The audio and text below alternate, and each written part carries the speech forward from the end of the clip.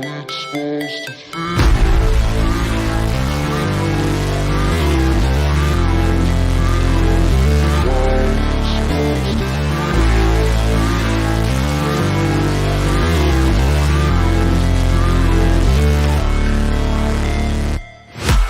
break, always fight, never quit, do it right, play the game, win it life, have no shame, there's no time, feel the pain, live the grind, I could change, in my mind, pick a lane, commit and climb, the only way to win it life. I never miss that stack, taking big swings, put your hand to the bat, put me in the ring, you'll go out in a bag, cause I sing what I mean and I bring it to the mad light. Ain't got time to kill, I got time to feel, I took the red pill, I know life's short so I wanna live real, but how's it supposed to feel?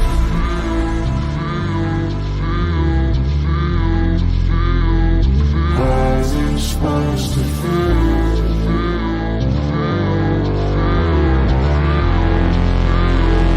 How's it supposed to feel?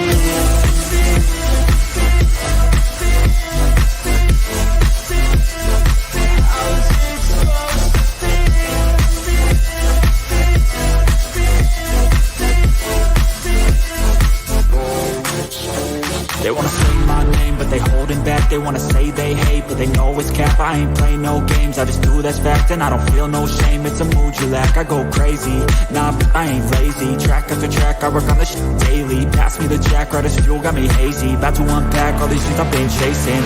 I've got visions in my head, like memories after death. To be a legend instead of something you can forget. I'm living up every breath, I'd rather lead than be led. I'll fill the seats as I spread with every word that I've said.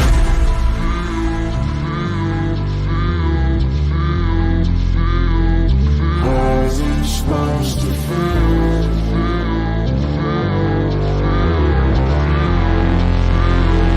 How's it supposed to feel?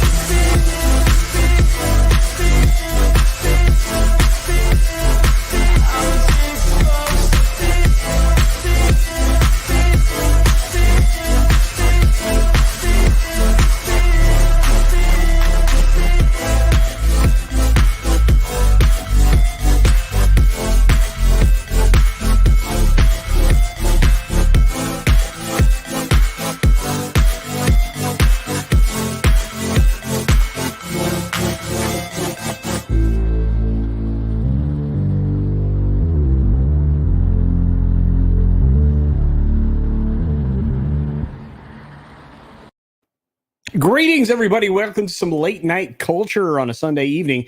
This show, I'm so glad to be back at it finally, and I appreciate those of you who are here early, and I appreciate two massive super chats we began the evening with. Holy cow, Nico Glock bringing in just the wood, laying down the lumber when it comes to super chats. We've got our friend here calling out for 101 super bucks for the Cotton Council. I believe cotton, indeed. The cotton connection. We all are loving the cotton. Of course, we have Snowdub rolling in here with his $2 saying Nico Glock sucks, which I disagree. He does not. Nico's a great dude, supports some amazing content. We had an incredible Cotton Council last night. And yeah, can't even believe it. But we had to start off with two massive ones. He follows that up. Nico Glock for 51 bucks, big mega bucks here, says, OMG, cotton. I hate you all. Again, he did it again. I'm sure he meant Cotton Council. And he's not wrong. Cotton Connection, Cotton Council last night was a great show. Tom was there, weren't you, Tom?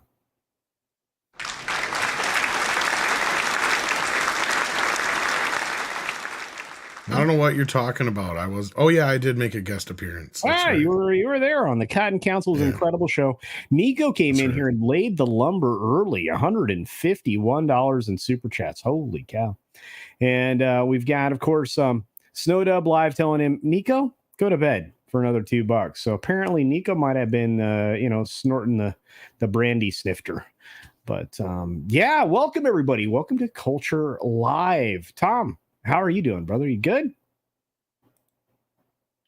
I'm still not talking to you. I don't think that's true. We had a great stream earlier. Oh, there we go. Hey, there's Hey, Snowda. What's up, buddy? Hey, sorry I'm late. hey. Welcome back to the Jolly Culture Casino show. That's right. Um, yeah, I'd like to give a special shout out to my drunk friend Nico Glock, Yeah, who was asking where I was going to be streaming at tonight, and I said Culture Casino. He yeah. said, "Oh my God, I'm not even subscribed," and I said, "Oh, you're an asshole."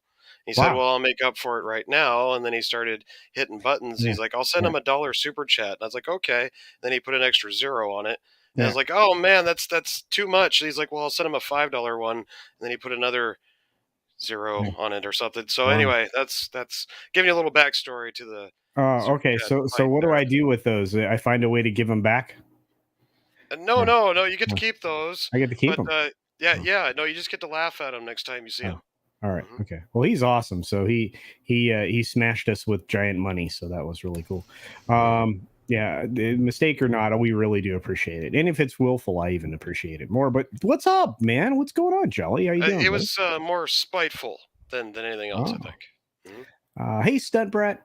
We've got some great folks in the chat. I appreciate everybody being here. Those of you that are dropping the nickels already early in the stream.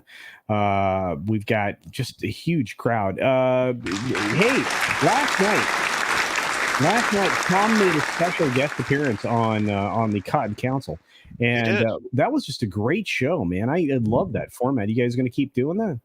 I think so. I think we need to like incorporate some musical numbers. I saw Yeah, Tom up. Musical numbers, skits. Yeah. yeah. Well, I was I had to get up real late last night, about 4 a.m. to take a piss.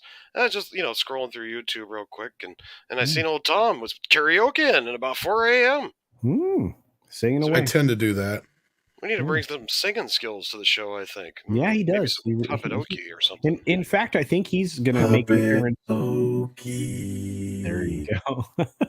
I think Tom's going to be making an appearance over on CC Karaoke at some point this evening. Yes. Or this morning or Oh, something. Yeah, so we've got Dash Attack out there hanging out with us. Zan Zoltan. We've got Dr. Dragon. Apollomes is here, as is Morgan King. Mr. Shirt is out there. Hail, Mr. Red Shirt. We got Captain Robert April out there. Liger fan. We've got somebody dropping their weed on the ground.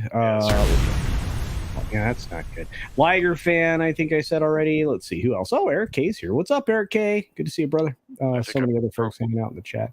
Of course, I already highlighted Stunt Brat. It's great to see you. I hope we're cracking you up. We're trying to have a good time. We've got Judah Khan out there along with Tim Hayes. We got some Hunch. Hunch is here. What's up, Hunch? Good to see you. I saw you over on Comics Division's channel. We got Rob Williams out there, DS Ford. Look at all these humans. We've got Sean Estep hanging out with us tonight. Whew, gonna be a good show. We got Boosh McFadden, Monkey Jeebus. We've got Rabid Slug Ouchies. That sounds fun. Let's see who else is out there. Let's see. The lovely Sherry. See anybody I'm missing? There's a lot of people out here tonight. Got Fizz Chozo out there. Kitty Bear's here. Look at this. We got the whole planet. We woke everybody up. We got people across the pond, the UK, got people in the Orient. This is amazing. I'm really excited. All right. Well, I'm looking forward to some more Cotton Council, Cotton Connection stuff. I can't wait for some musical numbers, some skits, singing, dancing, romancing. There's going to be romance, right? I saw that Moo Moo Cow lady, Ulina. Well, there may be a dated past with me and her. Well, you'll just have to tune in to find out. Okay. All right. We got so many folks here in the chat tonight. I'm digging it. All right. We got, of course, we got Lola Meats out there. The lovely Lola Meats. Yep. Culture After Midnight. Indeed. I am here for the late night for a little while anyway. We do a little late night culture. We are way past my bedtime, which means I will do something silly and talk about something that I'm probably not supposed to talk about on YouTube. Are you guys prepared? Let's do it. All right, here we go. We've got a Film Academy member named Jeff Cooper. Wow. He's guilty of 3 counts of being bad to children. Not good. No. This is the architect designer of the stars of the theaters of just like some sound studios, sound spaces, stuff like that. What's up, Riff? Haven't seen you in a minute, my friend. So nobody will miss him. Yeah, I don't think so. His name's Jeff Cooper. Like I said, he was an architect known for movie theater and studio designs for people such as George Lucas, Francis Ford Coppola, Martin Scorsese, Steven Spielberg. Are those names that you want associated with this kind of bad behavior, folks? I don't know. I don't think so. What do you think? Doesn't look good. Indeed. And look, this is not a surprise from Hollywood. Do you guys know who Neon is? He's over there at Clownfish TV. Yep. Of course. Yeah, he was talking this up in Twitter's, basically saying, I'm not surprised. And you know what? I'm not either. And we shouldn't be. This is happening. This is like a regular Friday in Hollywood, it seems, from time to time. But it looks like the jury came back after a 2-week trial. The decision basically comes 4 years after his arrest and grand jury indictments on 8 counts involving 2 different children. They only got him for 1. They left several things aside for a mistrial, which means he could undergo another trial for those things. Yeah, there was something iffy with the statute of limitation on one of them. I know that much. It's just not great. The families, the attorneys for the 2 accusers and their families basically said it was incredibly satisfying for them to see Cooper immediately remanded to prison for what he did. They've been put through nothing short of hell during the last 4 years of criminal proceedings. I was going to say, so in the last 4 years, has he been free through this whole thing, I'm assuming? On $5 million bond, I think. Yeah, let's see if we can find that number. I'm pretty sure I read it. Yeah, I just saw it right there. Yeah, $5 million bond. Yeah. Look, we've got to start paying closer All attention. he's facing is 12 years in prison. Isn't that wrong? Oh, well, yeah, because if I go diddle a 17-year-old who claims she's 18, I'm going to get a lot more than that. Yeah, and that's a real issue. But you're not friends with George Lucas, so yeah. Hey, I don't even. How do you know? There's George Lucas. I could be close friends. Yeah, leave kids alone. Yeah, kids are the last thing that you should be going near. And look, the Academy has been made aware of the alleged aberrant behavior. He's freaking convicted. It's no longer alleged. You're going to address the matter according to your standards of conduct and due process under the California Nonprofit Corporation Law. Didn't you just punish Will Smith for smacking a dude on stage? Yeah, but we've had this conversation before. This goes back to the whole whatchamacallit face guy, Rosemary's Baby Polanski, right? Oh, There's been a lot of this situation where the Will Smith situation happened at the Oscars, right? So then I can see that being a bit, I don't agree with it, but I see where that argument comes into play here, where, I mean, it's a whole happened at the Oscars compared to other shit. And this is just disgusting. And Lola's right on top of it. Says kids don't have the mental capacity to understand what any of this is. And this is a part of the broader conversation when you get into what's happening, with when schools are giving primary school students or suggesting primary school students have puberty blockers and things like that. Kids do not have the mental capacity to get any of it. Not only that, what did you want to be when you were a kid, Tom? A fire truck? A dinosaur and a TMNT. Oh, a Ninja Turtle. Oh, absolutely. And I'm sure something else at some point. It's our Superman, probably Batman. And Master of the TDS, I know because of your profession. I know what's happened before Polanski. Why did everybody take everything I say so freaking literally? Oh no, it was just an example. Yeah, no, and I know. I think that's what Sanders saying. It happened way before Polanski. I don't think he was coming out critical of you. I've always wanted to be a mink coat when I grew up, but I wasn't soft enough. I just Darius wanted to be a truck driver. Yeah, well, he's clearly screaming at me because he's like, Judy Garland wasn't so fucked up for nothing. Well, yeah, I know. Yeah. I seen somebody. Lingerie would have been nice. They want to push. Look, and this is an interesting thing because the age of consent has always been a moving target, and it depends state to state, and all of that. I understand it all, right? But if you're actually trying to nationally make it so you can't smoke cigarettes until you're 21 years old, which has recently been something people were trying to propose, then they don't have the mental capacity to even consider any of these other issues, right? They Until passed they're it. They 21. passed it. It is 21 now for Okay. cigarettes. But you understand what I'm saying here. Yep. Yeah. So Well, yeah. When I look at this article, culture, I can't help but think of Eyes Wide Shut, and our dearly departed Stanley Kubrick. And it's funny, that was his last movie, right? After that, he yeah. mysteriously died. I don't want to get into the Well, the conspiracy Secret theories. Society conspiracy theory. Yeah. Well, Steven Well, he Spielberg got the You shouldn't have rights blown the to moon landing. he got the rights to AI and felt guilty, so he made his last movie for him. So all this crap's interconnected. These guys all sit at the same lunch table, and all their hands are in each other's pockets. Well, I hope that's the only place they were. But I'm looking at Julio Scissors saying I wanted to be Jimmy Page, so my mother gave me heroin. That's an interesting household dynamic. I know that was a joke, but wow. A little late there, sound guy. Yeah, the sound guy's a little slow tonight. There it is. I was muted. All right, that didn't help. Bush is like, is Hollywood ever going to have some kind of self-actualization? Hans, are we the baddies? Yeah, Hans, are we the baddies? Exactly, indeed. I don't know. I mean, yeah, you have to wait till 21 till you can drink. I mean, let's start to ramp up on let's try to make some actual equivalencies that make sense when it comes to how we treat younger people on this planet. But I can go fight a war as soon as I'm 17 with permission. I know, and that's jacked up, yo. And you can't come back and have a drink. Yeah, it's now 21 for tobacco. See, and look, that's always been moving target, right? It's always been a moving target because now they're telling us that the male brain doesn't develop until 25, isn't fully developed until 25. First of all, males have always been slower. Trust me, I know, I'm male. And the body. You are? Mostly. And Lola, yes, absolutely. You can shoot someone at 18, but you guys sure about that? Here, I'm going to do my impression of culture here right now. Okay, official I'm CultureCasino. Look at my flowing locks of hair. Doesn't that sound just like him? It does. More Star Wars girl, actually. Star Wars Casino girl. I don't know. But look, Colonies is a new member. Thanks for that. But Lola, you had a Lola chat up there a second ago. It was really good.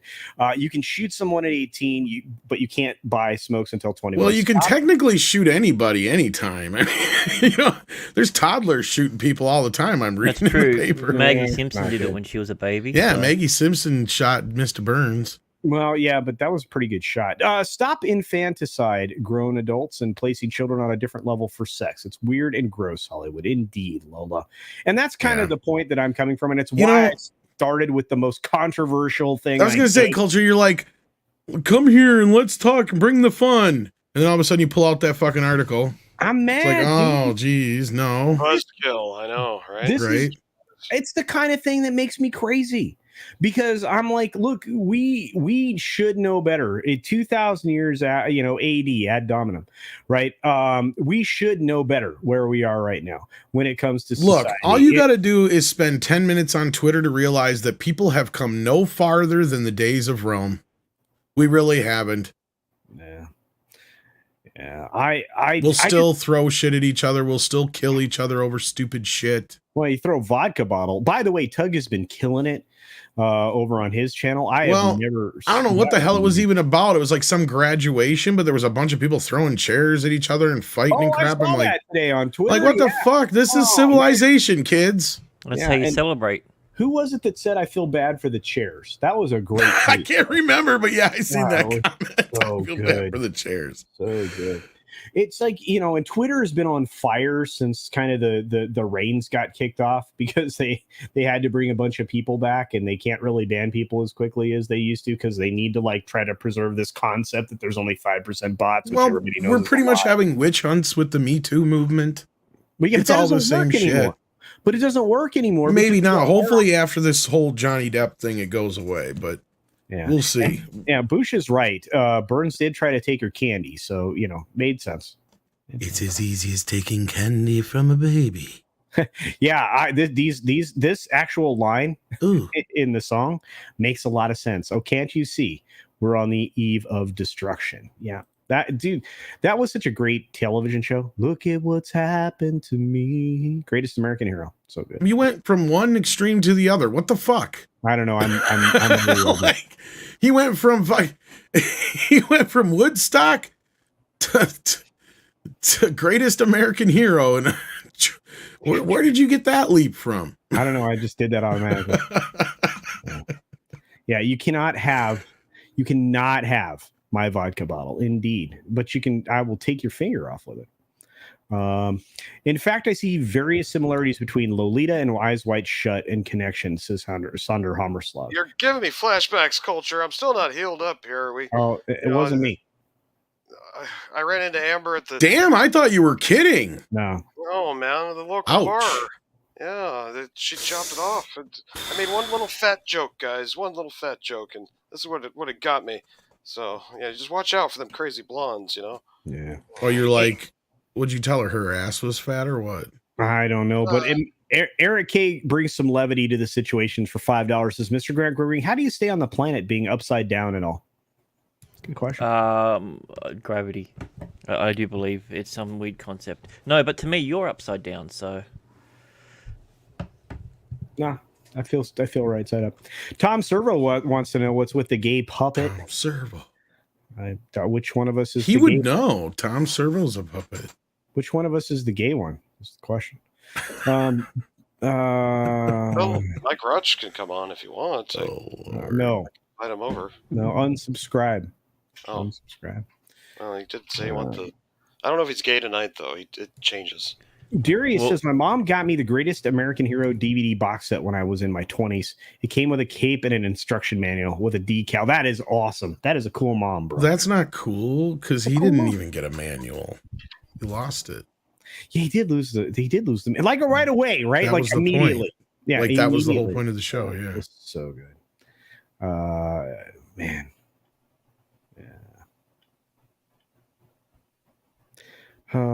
Hey, Valiant's here. Where's Valiant? Valiant, you have the link. Yeah, MST3K was awesome. This is a good question. Who is winning at Culture, Johnny or Amber? Oh, Johnny is kicking the crap out of Amber right now. Lola, you know this. Actually, right now, Tug is winning. Wow, talk about getting your name on the stand called. Yeah. Holy cow. Like Waldman actually, I was like, holy cow. No, but honestly, in my opinion, I don't know. That's a good question. I'll ask everybody else because Lola's throwing it out there. I think Johnny's winning, not just in the court of public opinion, but I think in the court, I think he could win the defamation case. I'm not sure. What do you guys think? Charlie? Yeah, I think he has a puncher's chance. Hopefully the tide's starting to turn. It's hard to read, a jury that you can't see. So at this point, I've been keeping my ear, to the rumors, and from what I've heard from eyewitness accounts, is that Johnny's quite charming, and the defense was thinking about bringing him on. I think I mentioned this last night. They are. Yeah, they were thinking about bringing him back on, but then they hesitated because they're so worried about how charming and enchanting he is to the jury. So the defense is really in a pickle, folks, and that's nothing but good news for Johnny. No, I agree with you. And actually, they are bringing him back, according to multiple articles I read today. Isn't that insane? That's just dumb, right? Stupid. Tom, what do you think? I know you've been paying attention here and there. It's going to be a tough call. I mean, I know you and I got into it a little bit about this, but I mean, after you left, I kind of explained my position on this. Is just, first of all, men in this position generally just don't tend to win these kind of cases. Secondly, the purview of the case that he's fighting for is so slim, right? That and because I mentioned a smoking gun. What he doesn't have yet for his case personally is somebody high up at Disney saying, yes, we booted him from Pirate 6 because of this, paper trail or not. That's what he really needs, because her side has really hit that hard. And then as far as the counterclaim, I don't think she's going to win that. She lost that the moment that, that's the thing. That's where the actual, how the jury feels, how the public opinion is going. Like, that's where her case really needs to be proven, and she's not.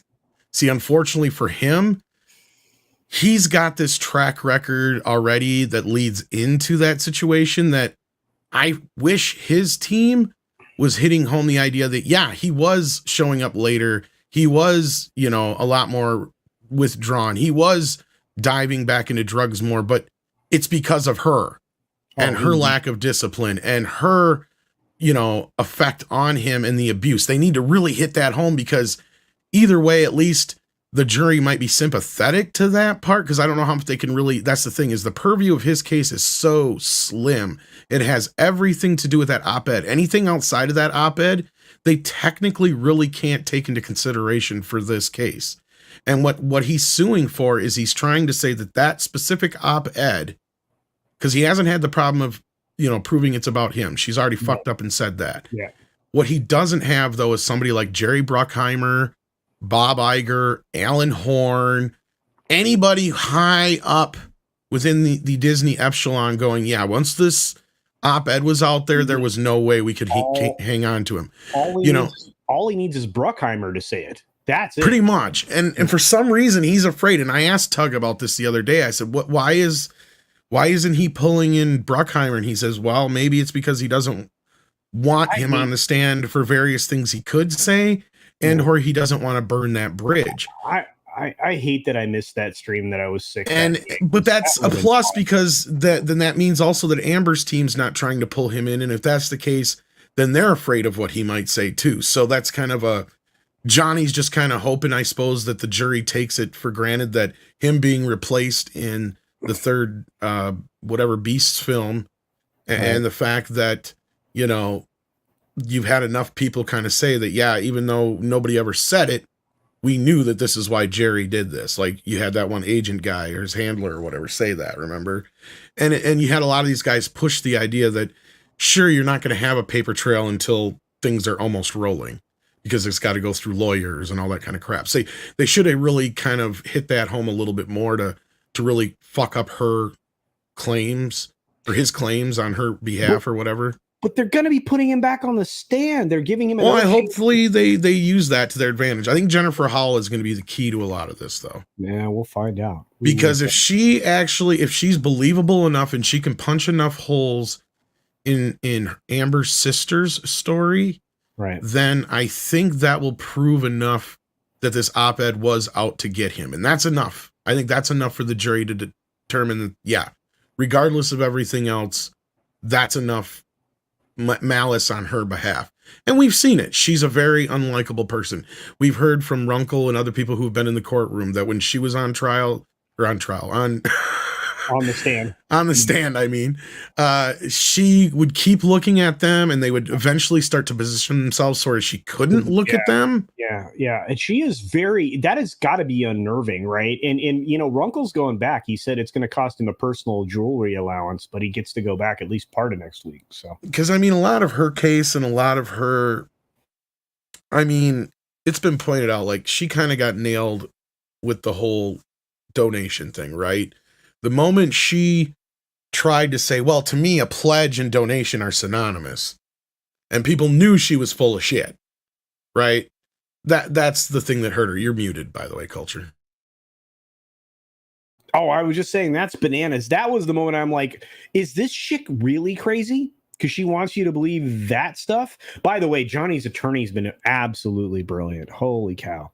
But here's the thing, this is a bigger deal, right? Because it starts to fight back on some of these cultural issues that have been abused by people. They've been leveraged. Well, that's the thing. He doesn't really have to win for this to be a win for him. No. Right. And I've said this on Twitter too. I'm like, he knows she ain't got 50 million fucking dollars. She's got $8 million. That's what she's worth.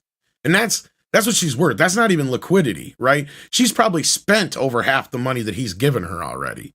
We know that she has claimed that she has spent $6 million on this legal team. Yeah, right? No.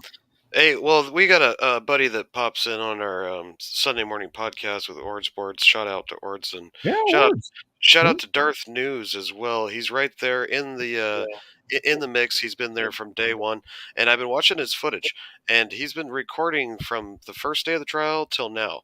And the first day, it was like crickets, right? Nobody was in the streets, nobody was around. Then all of a sudden now, you got fans lining up in the street, up and down the street. They're spending the night. They're sleeping over. They're fighting for a spot to get inside. I mean, it's chaos down there right now. Go look. It's all over the internet, and I think that shows that Johnny's winning the court of public opinion. Yeah, and they just have to learn to behave, because otherwise the judge is going to say they can't be there no more. Right. Well, at least in the courtroom for sure. It's insane. And Lola brings up a good point, and then I'm going to get Valiant's perspective. Men deserve to be heard too. We as women are so quick to blame men for all the bad stuff, but we need to be vocal about how women can lie and be just as toxic. You guys, have you ever walked by a women's room and listened to the caterwauling that's going? Well, okay. And I've even made the point that do I think Johnny has possibly put his hands on her before? Yes. But I feel like it was probably more in self-defense than anything. Look, I'm telling you now, she was asking for that wine bottle. The wine bottle thing, Tug played an audio earlier that I'm 100% convinced she's not only guilty, but yeah, Johnny lied on her behalf and all that shit, because she was freaking the fuck out afterwards. She was getting more medical attention than he was. They were looking around for his finger, and they had to give her Seroquel to calm her ass down because she was worried about how upset Johnny was with her. Yeah. Well, he played that audio earlier. I don't know if that'll get administered into the trial, because you can barely understand it. I hope so. And Valiant's joining us. What's up, VR? You had a great live stream today. Thanks for letting me mod a bit. I appreciate that. I wanted to come in and say thank you to you and to I see Mike's here now, and to Tom, of course. You guys. Hold on, I got to do this shit right first of all. It's Valiant Renegade. Wow. Hey, Valiant, guess who got a new sound effects set up? Ladies and gentlemen, he's a Mexican, not a Mexican. Are you ready for another rant? Here he is. He's your biggest fan. Mexican Iron Man. That is outstanding. That is wow. That is the best. That's awesome. The best $20 Mike's ever spent. And I'm sure it cost him more than that, but yes, that was an amazing birthday gift. Thank you so much, Mike. That is great. I love it. I freaking love that. We've got to do that on 4K for you. That's for sure. Yes, that's your new intro now. You haven't even seen all the stuff he's got. He's got a whole freaking kit and caboodle going. I got all kinds of fun stuff here. Yeah. I'm trying. It's having some issues, but I'm still trying to work through it. But yeah. Your birthday's on the 1st, isn't it? Yes. Yeah, Tim's reminding you, Mike, that you're white. Yes. Wait, what? He is white. Yeah, Mike's white. So, no, Depp, you didn't hear the good news? But how are you supposed to continue to make my tacos and tortillas and stuff for Taco Tuesday? Wait a minute, hold on. Talk amongst yourselves. I'll be right back. I'm going to bring proof back that Mexican Iron Man is really white. Stand by. I'll be right back. Oh no. God. That's true. The fans are not going to be happy about this. I'm just saying. I want a Mexican Iron Man like action figure. I do. I think Mike the Iron figure is awesome. We only got like one real good, well-known Mexican representation here, and we kind of need him to stay Mexican. Yeah, he's going to try to prove to you he's white. But before we get to that, I want to go back to what I was asking. Valiant in the courtroom and in the court of public opinion, who's winning? Is it Johnny or is it Amber? Oh, it's clearly Johnny. It's not even a close. This is not even a horse race. This is a beatdown, and not by intention. I think it's just the story itself. The truth will out, as the old expression goes. Indeed. And people are seeing this for what it is. The inconsistencies over the years of Amber Heard's stories, and Johnny comes off as being very honest. Now, are either one of these two individuals perfect? No, they're not. No. Johnny's not perfect. Amber's not perfect. But the big difference is, of course, is that people seem to be coming. Oh, God. Wow, Mike, really? I can't. Just At least we can confirm you were a live birth. That's a misprint. That's not real. Color- It's false documents. Color or race of mother, Caucasian. Jeez. County of Los Angeles. Oh my goodness. So he's Mexicasian. He's Los Me- Angeles doesn't count. That's kind of Mexico Mexican. anyway, isn't it? Oh Right? boy. I don't know. Yeah. Mexican. Anyway, go ahead. I'm sorry, VR. We got No. I was going to say I think the whole thing has been it's been very illuminating from the standpoint of, people are finally getting to see the reality of this, the inconsistencies in the stories, the inconsistencies or the complete lack thereof of evidence on Amber's part, her routine Freudian slips. I mean, I was going back today, rewatching some of her testimony and cracking up laughing with the whole, well, first you put on your foundation and your concealer, and then I'd use a bruise kit. I mean, not a bruise kit. I would use, she was like, no, bitch, that just came out your mouth. Yeah, sorry, too late. And of course, all the theater people out there, especially people that do theater makeup, coming out doing memes with their little bruise kits. You mean like this, honey? And 5 seconds she wipes a bruise on her. I mean, that's how that works in theater and stage makeup. And Amber obviously would know all about this. I wish Andrew had been able to make it onto the show. That'd have been good today. Yeah. But he was crashed out. He'd been streaming for like 24 hours straight. I fell asleep last night modding for Andrew. It's a legal mindset, folks. Andrew Esquire. I was modding for him because I was still up. I had fallen asleep in the afternoon yesterday. I was so wiped out. And I woke up. I couldn't sleep last night. So I was still up 4:30 in the morning. Andrew goes live and I'm modding his chat. And he's got a couple thousand people watching. Right. You know what's funny is I didn't even know he followed me. And I'm like, oh, shit. So I better follow him back. Oh, he's such a cool dude. But, the problem is, and Andrew told me, he's like, he was going to come on to the stream today. And I wasn't even sure I was going to do it. It was a great stream, dude. Thank you. I almost at 4:30, like 30 minutes before we started, I'm like, you know what? I'm going to pull it because I was stuck. Tom, I'm now completely caught up on The Offer. I could not turn it off today on Paramount Plus. I'm glad to hear this. And I haven't started it. Should I start it? What? Yes. Oh my God, that show is amazing. The cast. Wait till you see the kid. What that the they fuck? have playing 170 pages. You fucked me, Reddy.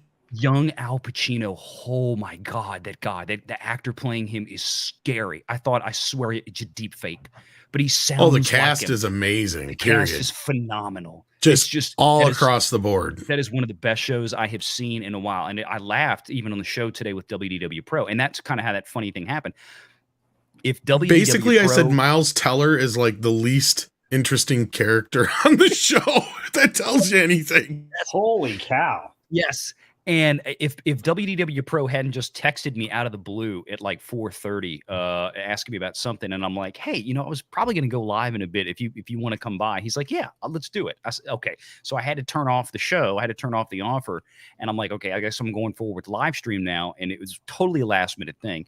I didn't think Andrew was going to make it because we were going to talk about the Johnny Depp and Amber Heard stuff.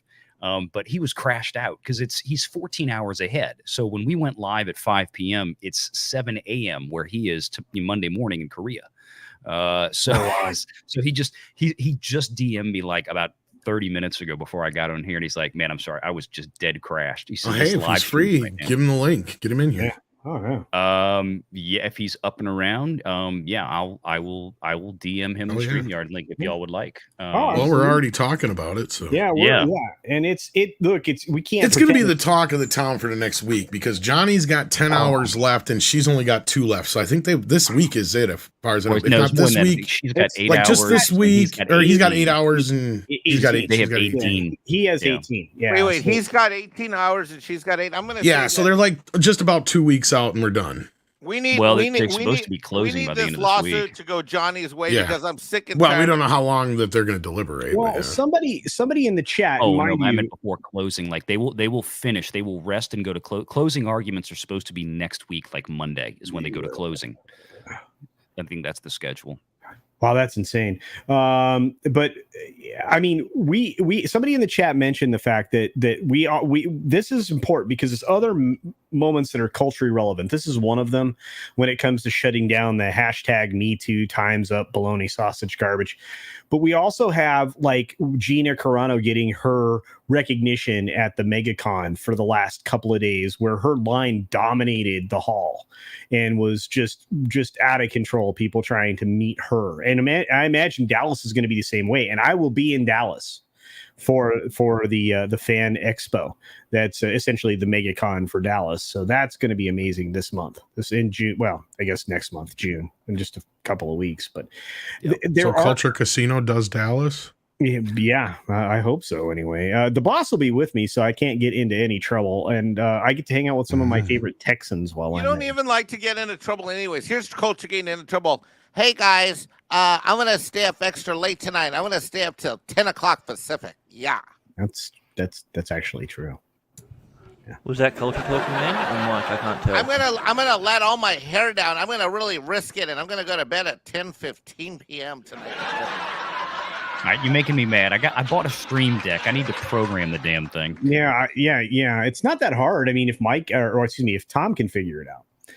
I don't think Mike could figure it out. But anyway, I'm learning walkarounds now because it's had some issues. Or But reach arounds. I missed well, that. like when I play certain sounds, I can't hear them because otherwise, it's not working. It like quit working right on me. But you have I to have to figure it out. You have to output it to the right source.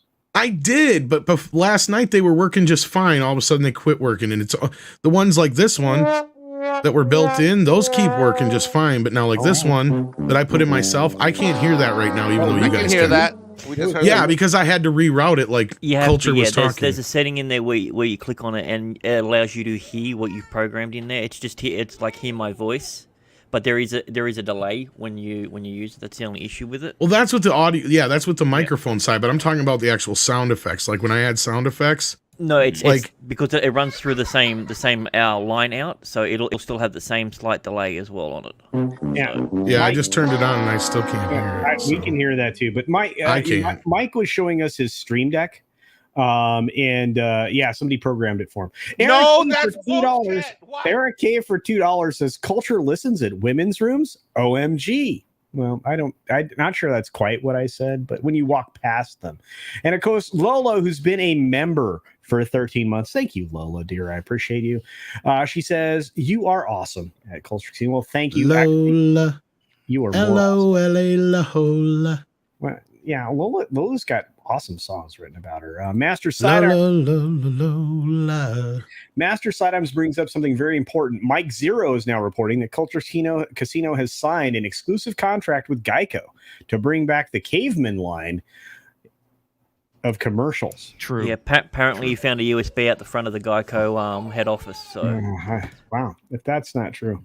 Drunk Super Chat. Wait. Geico saved a boatload on insurance with Geico. That was actually pretty funny. That is spooky as hell. admit. Daryl the Derelict, thanks, bro, for $2. His Mexican Iron Man now has that Caucasian persuasion. Mexican. He doesn't have his white privilege card. Why not? Is he Coxican? Oh God! You got to go through the. We're still working on getting his card for him. First, you get a green card, then you get a white card. God, he was born here. Oh, jeez. That's got to be Coxican, right? Oh. That's what that is. Streaming with Tom from now on is going to be fun. Mike got it. I got it. Yeah, that was good. Yeah, but Valiant Renegade is real. He's like, holy shit! Streaming with Tom just took on 3 new dimensions. It did. You should have heard it during Mead Radio tonight while I was prepping for the show. Oh God, dude, I gotta send you that. I gotta do that right now. He was playing one of my favorite things. It's the Jar Jar Binks theme song. Annie, are you okay? Are you okay? Are you okay, Annie? Are you okay? That's right. Yeah. No, it wasn't Michael Jackson singing. It was like that punk band that was almost they were relevant for about 3.5 minutes. What the hell? Alien Ant Farm. That's what AAF. That's right. Yeah, they were relevant for about 3 minutes. Annie, are you okay? That was their only good song. That's Pretty right. much. Yeah, and it wasn't even theirs because they stole it. They stole it. It's one of those it's one of those rare covers though that works. Oh, it did. It worked Right? perfect. Like it just in the right context, it works. I mean, there's those rare once in a while that you just get that, you know. Well, when you're dipping into Michael Jackson's stash, you're guaranteed almost to hit a win. Yeah, but I'm trying to think of another decent, successful Michael Jackson cover song, and I can't. Oh, Weird Al made a whole career off of it. Well, true, but them are parody. That's a little different. Hey, we got 6 in the chat here. I suppose I better give her one. 6. Yeah. Oh, Hello, 6. Wow, that's my number one fan right there. Well, Bruce Lombardo of Diggs Divisions for $5 says, I want you to be aware. Hopefully you guys didn't buy into Black Rifle Coffee's bull. I did not. Links in your gilded. Yahoo Finance printed the letter. Wow. I tell you what. What about Black Rifle Coffee? You didn't hear? Oh, no, go ahead, I don't Mikey. drink coffee. Go, Mikey. All right, hold on. I'll send you the link. All right. But so they're getting sued by one of their own investors. Oof. And basically, it's not going to be good. If you own this, I mean, it's just all bad. Oh man. I look, first of all, Bruce is recommended a great coffee company to me. I'm sure he can throw I think he's a mod. If not, everyone's a mod on this channel. Well, I try. I've got lots of friends. There's 137 of my friends in the chat right now. Thanks for being here, everybody. Like you just have to be breathing to be a mod on this. Mike. That's true. I got one, and I'm a puppet. So why did I show up here? Right. Can you embiggen that, Mikey? Can I make that? You want me to share my screen? Actually, it's mine. But somebody embiggen this. Embiggen. It's on my link. Boom. There you go. Okay, now somebody read that. Okay, let's see here. Here, I'll read it. 1791 management sends letter to Black Rifle Coffee Company. Is this a link of the actual letter? Oh, yes, it is. Dear Mr. Even Hafer, however you pronounce his name is, I regrettably must communicate with you via this public forum because as of recently it appears you have decided to cease all communications with us. 1791 management manages certain entities that hold Black Rifle Coffee Company shares. Please do not confuse our stake as a vote of confidence in the company's leadership. On the contrary, in just 3 months of being a public company, in our opinion, you have caused significant harm to your shareholders and military veterans. It is our belief that you may be one of the most dangerous CEOs in America. We have conducted a thorough review of your company, including actions by management and reviews of your SEC filings. Combining this with our numerous conversations with Black Rifle lawyers and executives, we have uncovered what we believe to be the most harrowing strategy to line your pockets at the expense of others. And yes, Chief Legal Counsel and Corporate Secretary, Mr. Andrew McCormick, it was us on the phone as you cavalierly described what I would consider a plan to screw over your public shareholders as set forth in more detail below.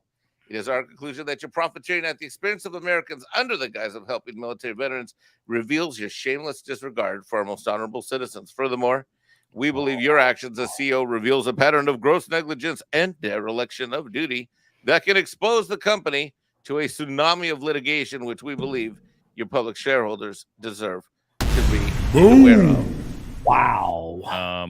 I have couldn't happen to a nicer bunch of dickheads. I think you got something to be shared. Yes, all right. I think something that you definitely need to pull up here. All right, Valiant.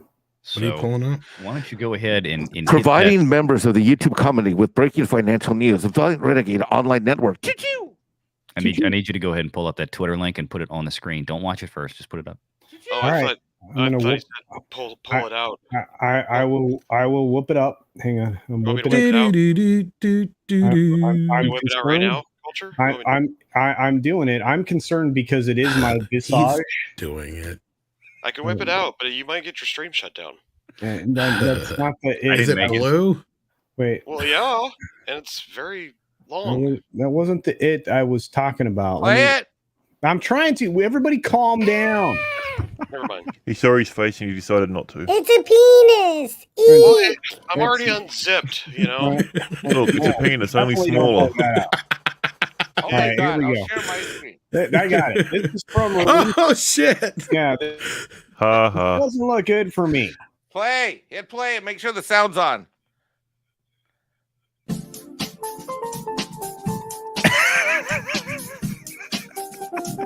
The caveman commercial is back at Geico.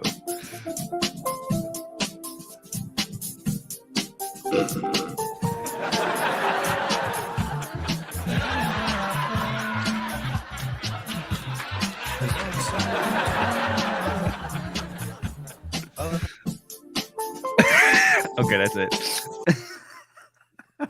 It's funny because it's true. Oh my God! You can thank Release the McCracken for posting that and tagging all of us on Twitter. I love you, Release the McCracken. Oh, the memeage is amazing. That didn't He's take pretty good. a minute to do. Yeah. Oh, such good times. Oh my gosh. Power and stupidity of the internet. Oh, I love all you people in the weirdest possible way. We've got Nick Weiser out there who's got hammered for $10. Drunk super chat from show to CC do not come. All right. Well, you're always welcome here, Nick. I imagine we could shoot you a link. If I'm going to come. Kitty, what the hell are you doing? I'm drunk. Uh-oh. He's like shooting through here like a fucking bullet and shit. He even upset Sadie. She like jumped up 3 feet. Who's that asshole? No. Yes, he just came inside, so he's acting like he's Wildcat. No. Okay. Wildcat. Bum, bum, bum. That didn't sound right. All right. Well, look, that was really terrible, whatever that was. Thanks, McCracken guy. Are you kidding? That was the highlight of the evening so far. Yeah, Yeah, like we should just shut down the show. Yeah, that was pretty good. You might want to end it there. Kareen, not Karen, for $4.99. Awesome name, by the way. Says Elon is protecting this bee. How is a person that being investigated for crimes, FBI, Homeland Security, UK government, and Australia government get away with this mess? I don't know. You are 100% right. I mean, talk about the fact that if she goes back to Australia, she's going to go to jail. They're very serious about biosecurity in that country. Amber is a hot mess that there's a lot of people that don't like her very much. She perjured herself in the UK. She's not nobody in this country really likes her very much. I don't know. She won't get in trouble for coming back to Australia because she didn't take any of the credit. It was all Johnny that took all the hate for that. He was the one that was fined and charged, not her. That's true. You got your voice. Yeah, thing you on. altered your voice substantially. That was. Oh shit! No, my voice might just update. Give me a second. I think he just went through puberty again. Yeah, he did. All right, how's that? Is that any better? Yeah, That's better. Culture, your next super chat is very important, please. Okay, all right. This is from the Mexican. The Mexican Iron Man. Yeah. Anyway, for $10, He earned that Mexican shit. Iron Man. One of my best friends in the world says this was gonna be $100 super chat, but then CultureCasino insulted my Stream Deck programming skills. No. Let's be clear. He pledged $100. He pledged $100. Well, actually, Nico Glock already covered your tab. Yeah, earlier. he covered your tab and 5 other people's. Because dang, See, what Nico did was donate. no, Mexican Iron Man has pledged. he pledged. That's Okay. you're right. Actually, you're right. I'll I'm ask Andy, smarter she knows than the Amber difference. Heard. They're synonymous, aren't they? Yeah. Well, Nico was like Elon Musk for Amber Heard. He came in and just Oh. paid money for Mexican Iron Man ahead of time. I just look. Nobody in the world thinks that Amber Heard is winning this case. I can't.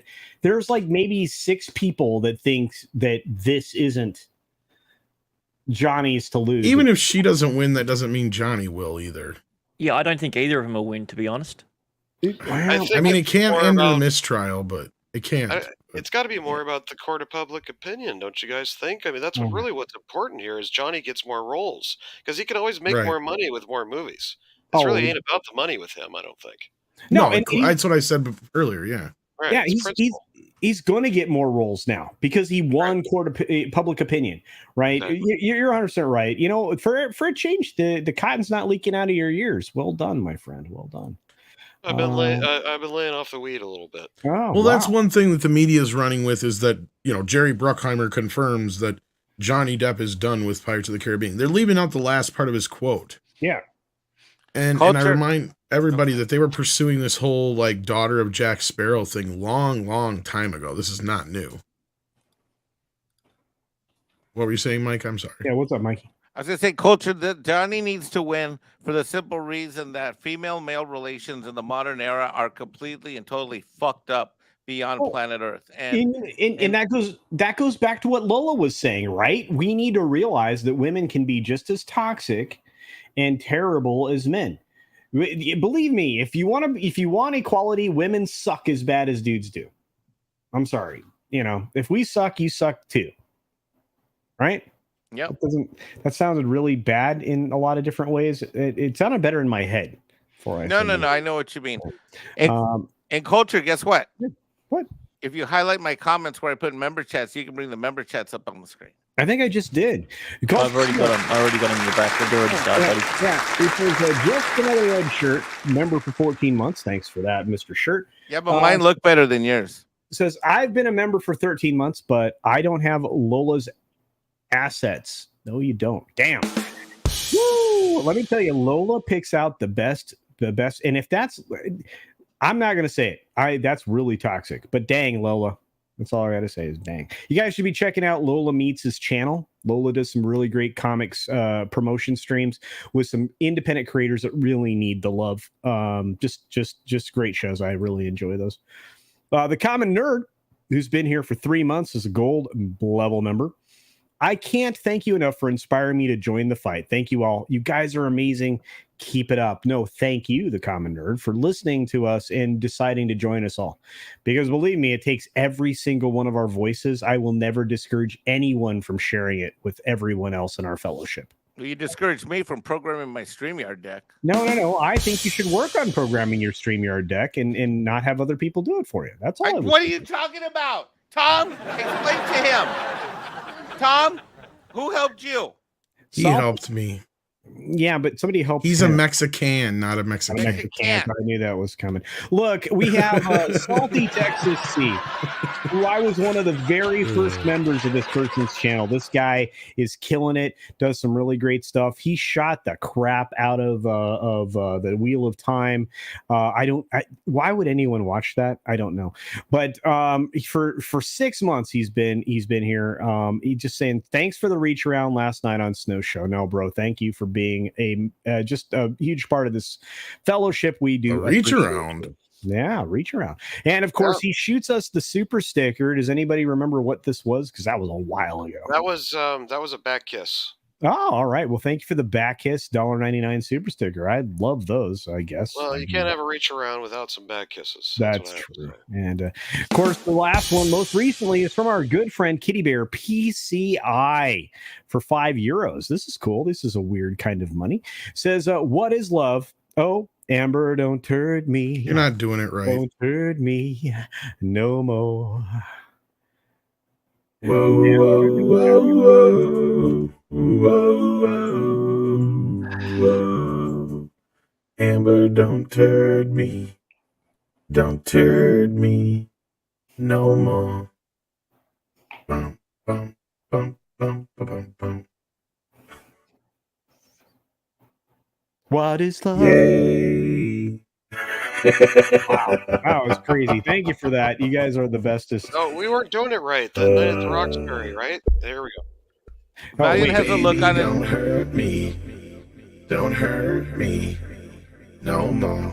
Yeah, wouldn't you think that that's like an aneurysm waiting to happen? You do that with your neck that many times. Valiant right now, his face on the screen looks like, okay, I'm checking my Twitter to see what other StreamYard login I can go to besides the show. No. That's rough girl. No, Valiant, he's okay. Hang on here. I'll fix it. Sorry, Valiant, I forgot. I had my finger up his butt. I am really uncomfortable right now. Rough Girl's talking about. Well, I feel more comfortable now than I did a minute ago when his finger was up my butt. Oh, even less good. That was not the best. All right. All right. We got other stuff to talk about since we're not going to get a legal expert like I was hoping for. But it's all because of Valiant Renegades not coming through as usual. Yes. Because of you. God damn it, Kitty. Really? Live on air. I just moved a bunch of shit so he wouldn't knock it over. When pussy attacks. Shit just knocked it all over. Yeah, that's. He went out of his way. Look, we have more stories. We do. All right, let's bring up the next story. All right. It's about pussy. It is He's an ass. in a very strange way. Good. And your favorite one, in fact. I won't leave then. Okay, good. Here you go. Kathleen Kennedy says it's vital Lucasfilm move away from Skywalker saga. We'll stop recasting legacy characters. Now, I know that we've talked this around in circles the whole week. Yeah. I changed my mind. I'm gonna go ahead and leave now. Yeah. I'm wow. But I wanted VR to talk about this because this is his favorite subject matter. All right, I guess I'll listen to this. Okay. I mean, what do you want me to say? I mean, the woman is certifiably batshit crazy. She is either the dumbest human being alive, or she is. Thank you so much. Or she is, or she is a sociopath, and that she just cannot admit what is going wrong here. I think, and I said this earlier when Pro was on the show. I think they honestly know what happened. This whole nonsense about, oh, well, Solo didn't work because we can't recast Harrison Ford, right? We can't recast Hans. It just didn't work. People didn't want to see anybody else in that role. Oh, that's such a load of crap. It just ignores all reality. And they cannot bring themselves to publicly admit that, damn, we just screwed the pooch, and we screwed it hard. And that's what they did. And so until they can actually start admitting their failures, until they can actually start telling the truth and say, look, you know what? We didn't read the room right. We're sorry. We thought that whole thing was Kathy passing the buck. That's all that was. It's so stupid. I mean, it's like I didn't even want to. There are 3 days I sat and thought about doing a video on this article, and frankly, I could not get myself to do it because everybody else was doing it at that point. I'm like, if I do this, I'm just gonna puke. It's stupid. It's nonsense. It's part of the reason why I just did the live streams today instead, because there were so many stories I really wanted to talk about. But this is just stupid. It's like saying, well, you know what? We need to move on from the, we need to move on from Gandalf at Lord of the Rings. I mean, you don't move on from the Skywalkers. Skywalkers are Star Wars. Star Wars is the Skywalkers. Well, I mean, that's not really what she's saying, though, VR, is it? Well, I mean, I think that's what's in her head. They just don't want to deal with this anymore. No, this is code for we're not going anywhere near those fucking sequels ever again. That's what that is. Well, that's for sure. Oh, no, I think that's definitely, look, I think that's a foregone conclusion. They know that those were big dumpster fires, and they were losers for Disney. And I've said for years, the proof is in the pudding with the merchandising. It's always in the merchandising. And the merchandising was yanked, even out of Disney parks, pretty toot sweet. And it's been pretty much entirely replaced with classic Star Wars, Mando, Grogu stuff. You can still find Well, that's just it. Let's be real. This is the kind of shit we've wanted to hear out of her mouth for a while. And that's how she's going to react to how we're reacting to it. It's like, well, I just gave you fuckers what you wanted, and now you're acting like a bunch of ingrates. Right, yeah, but I think in that in moving on from the Skywalkers, I think she's moving on from all of it. I think they're just going to, everything else is going to be the newer or characters we haven't even seen yet. I don't even know if they really would go into the EU at this point. It's a rudderless ship, and you're going to have to sit and wait around for this woman to retire. She's 73 years old this year. I think Favreau has a much different plan in mind. I think he knows. I was going to say, I think honestly, if anything, VR, this whole article to me, this whole interview with her, this whole thing just proved to me that she has no clue what's going on. That's it. And Favreau is actually running the show. And she showed a bunch of her hand. She showed her hand in a sense that Filoni is her little lapdog. Right. She showed her hand that she's not above lying to everybody and passing the buck, which is clear. We already knew that anyway. Yeah. Because there's so much conflicting things in this VF spread than compared to other things we've heard from her own mouth and other people. And let's remember, she doesn't know what the one hand is doing, compared to the other most of the time anyway. She was completely out of the loop on the whole Solo thing. Who did we just lose here? Oh, Grant, he'll be back. He'll be back. He had to step out for me. She was completely out of the loop on the whole Solo thing. Yeah. We know now that it was Favreau and Filoni who vetoed the scripts. So like I've said before, some people owe me some apologies trying to say that Favreau had nothing to do with Obi-Wan. But anyway, as we're hearing, she's sitting there. The one thing that really kind of keyed me in is, and you brought it up earlier with WDW, and that was where she flat out says, after being asked about Feige's project, well, we're not sure if that's happening yet, blah, blah, blah, blah, blah. Bullshit. Michael Waldron just said he's writing this son of a bitch. I think WDW is right on with that. She is completely out of the loop on that. Look at this. You got Taika Waititi coming in to direct something. You've got more and more of the Marvel crew coming involved with this shit. She is being pushed out systematically and can't even see that. Like, come on, she is completely out of the loop on this. When Feige produces a Star Wars movie and she's not the producer, that is a big deal because she's not going over to Marvel and producing shit. No, and I just found it funny that, you know, she specifically seems to lean into this idea that, well, they're not going to really be making any, you know, movies or trilogies anymore, and that's all off the table. And she mentions that, well, the Feige thing, we don't know about that and all this.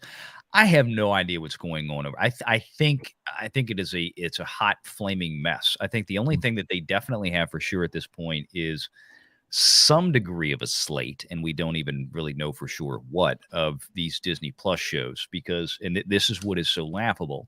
I mean, you've got the world's most valuable IP sitting there at Disney, and it is the one studio that in over 6 years has not put a single goddamn film into pre-production. It is atrocious. It is unforgivable. It is pathetic, and it all lands on her lap. And you know, that's where now they can keep making ledger balance adjustments with $100 million going from Disney Plus LLC over to Lucasfilm LLC to have them produce a show, but there's no outside revenue coming in. There's no theatrical revenue coming in for that massive leg of Disney right there, that big studio. It's like I've been saying from the beginning, that has got to be the one hemorrhoid on Alan Bergman's ass, is that he has a studio that cannot seem to produce a film, and it's a film studio. And you got to notice all the series, the Star Wars series that they've put out, they have to continually dip back into the Skywalker sauce. They bring back Luke for, you know, The Mandalorian. Now they're dipping in with some Anakin Skywalker, and for our Obi-Wan show. They can't leave the Skywalkers alone. And that's why I think they've run out of creativity in the talent pool. And that's why they got to shove her out and start bringing the Marvel people in and making these big changes. And I think Jolly's right. And that's exactly why I find it bullshit when she says we're getting away from the Skywalkers. What's the next thing we got happening? We're literally going to see Kid Luke and Leia. Spoilers, kids. Like, I don't know how much you want to get into that stuff, but we already know pretty much what's going to happen in this Obi-Wan series. And their dad, Anakin. And their dad, Darth Vader, right? So. Well, the question becomes after that. I mean, you look down the line, and this is, and I kind of saw it from, okay, well, this is Obi-Wan, but then going forward, let's think about what's on the slate, right? Well, who do you think's going to show up in Ahsoka? Nothing that this bitch says, nothing that comes out of Kathleen Kennedy's mouth means anything after the interview she did in front of George, where she lied to us and lied to his face. There is nothing that this bitch says that is worth hanging a fucking wet piece of laundry on to dry out in the wind, because she's full of shit. No, I agree with you. I just my point is I thought, like, in the article, I didn't think she said anything groundbreakingly new that's really surprised me. Well, I agree with what Tom said about this. I think, you know, it's like she's saying one thing, we know other things are going on. It's a hot mess over there, and it's so ridiculous looking. And again, but at the end of the day, my big thing is, where's the films? Where's the film production? This is a film studio that should be making theatrical, and especially right now where we see, oh yeah, people definitely want to go back to the theaters. Look at what these surveys that we're seeing. They want to go back to the theaters to see the big blockbusters. They want to go back to the theaters to see the Top Gun Mavericks. They want to go back to the theaters to see Thor 4. They don't want to go to the theaters. Only 39% of respondents said they would go to the theaters to see Lightyear. They would rather, 61% would rather sit at home and watch that. And you're telling me that you can't make a goddamn Star Wars film that wouldn't have like 80% of the respondents in a fan survey saying, no, we'd much rather go see that on IMAX than sit at home and watch it on streaming. Yes, of course they would. Of course they would want to go do that. But this film studio cannot get out of its own way to actually accomplish anything. But yeah, you're right, and that's been a problem going forward. But EJ Liberties says the Marvel people ain't making this better.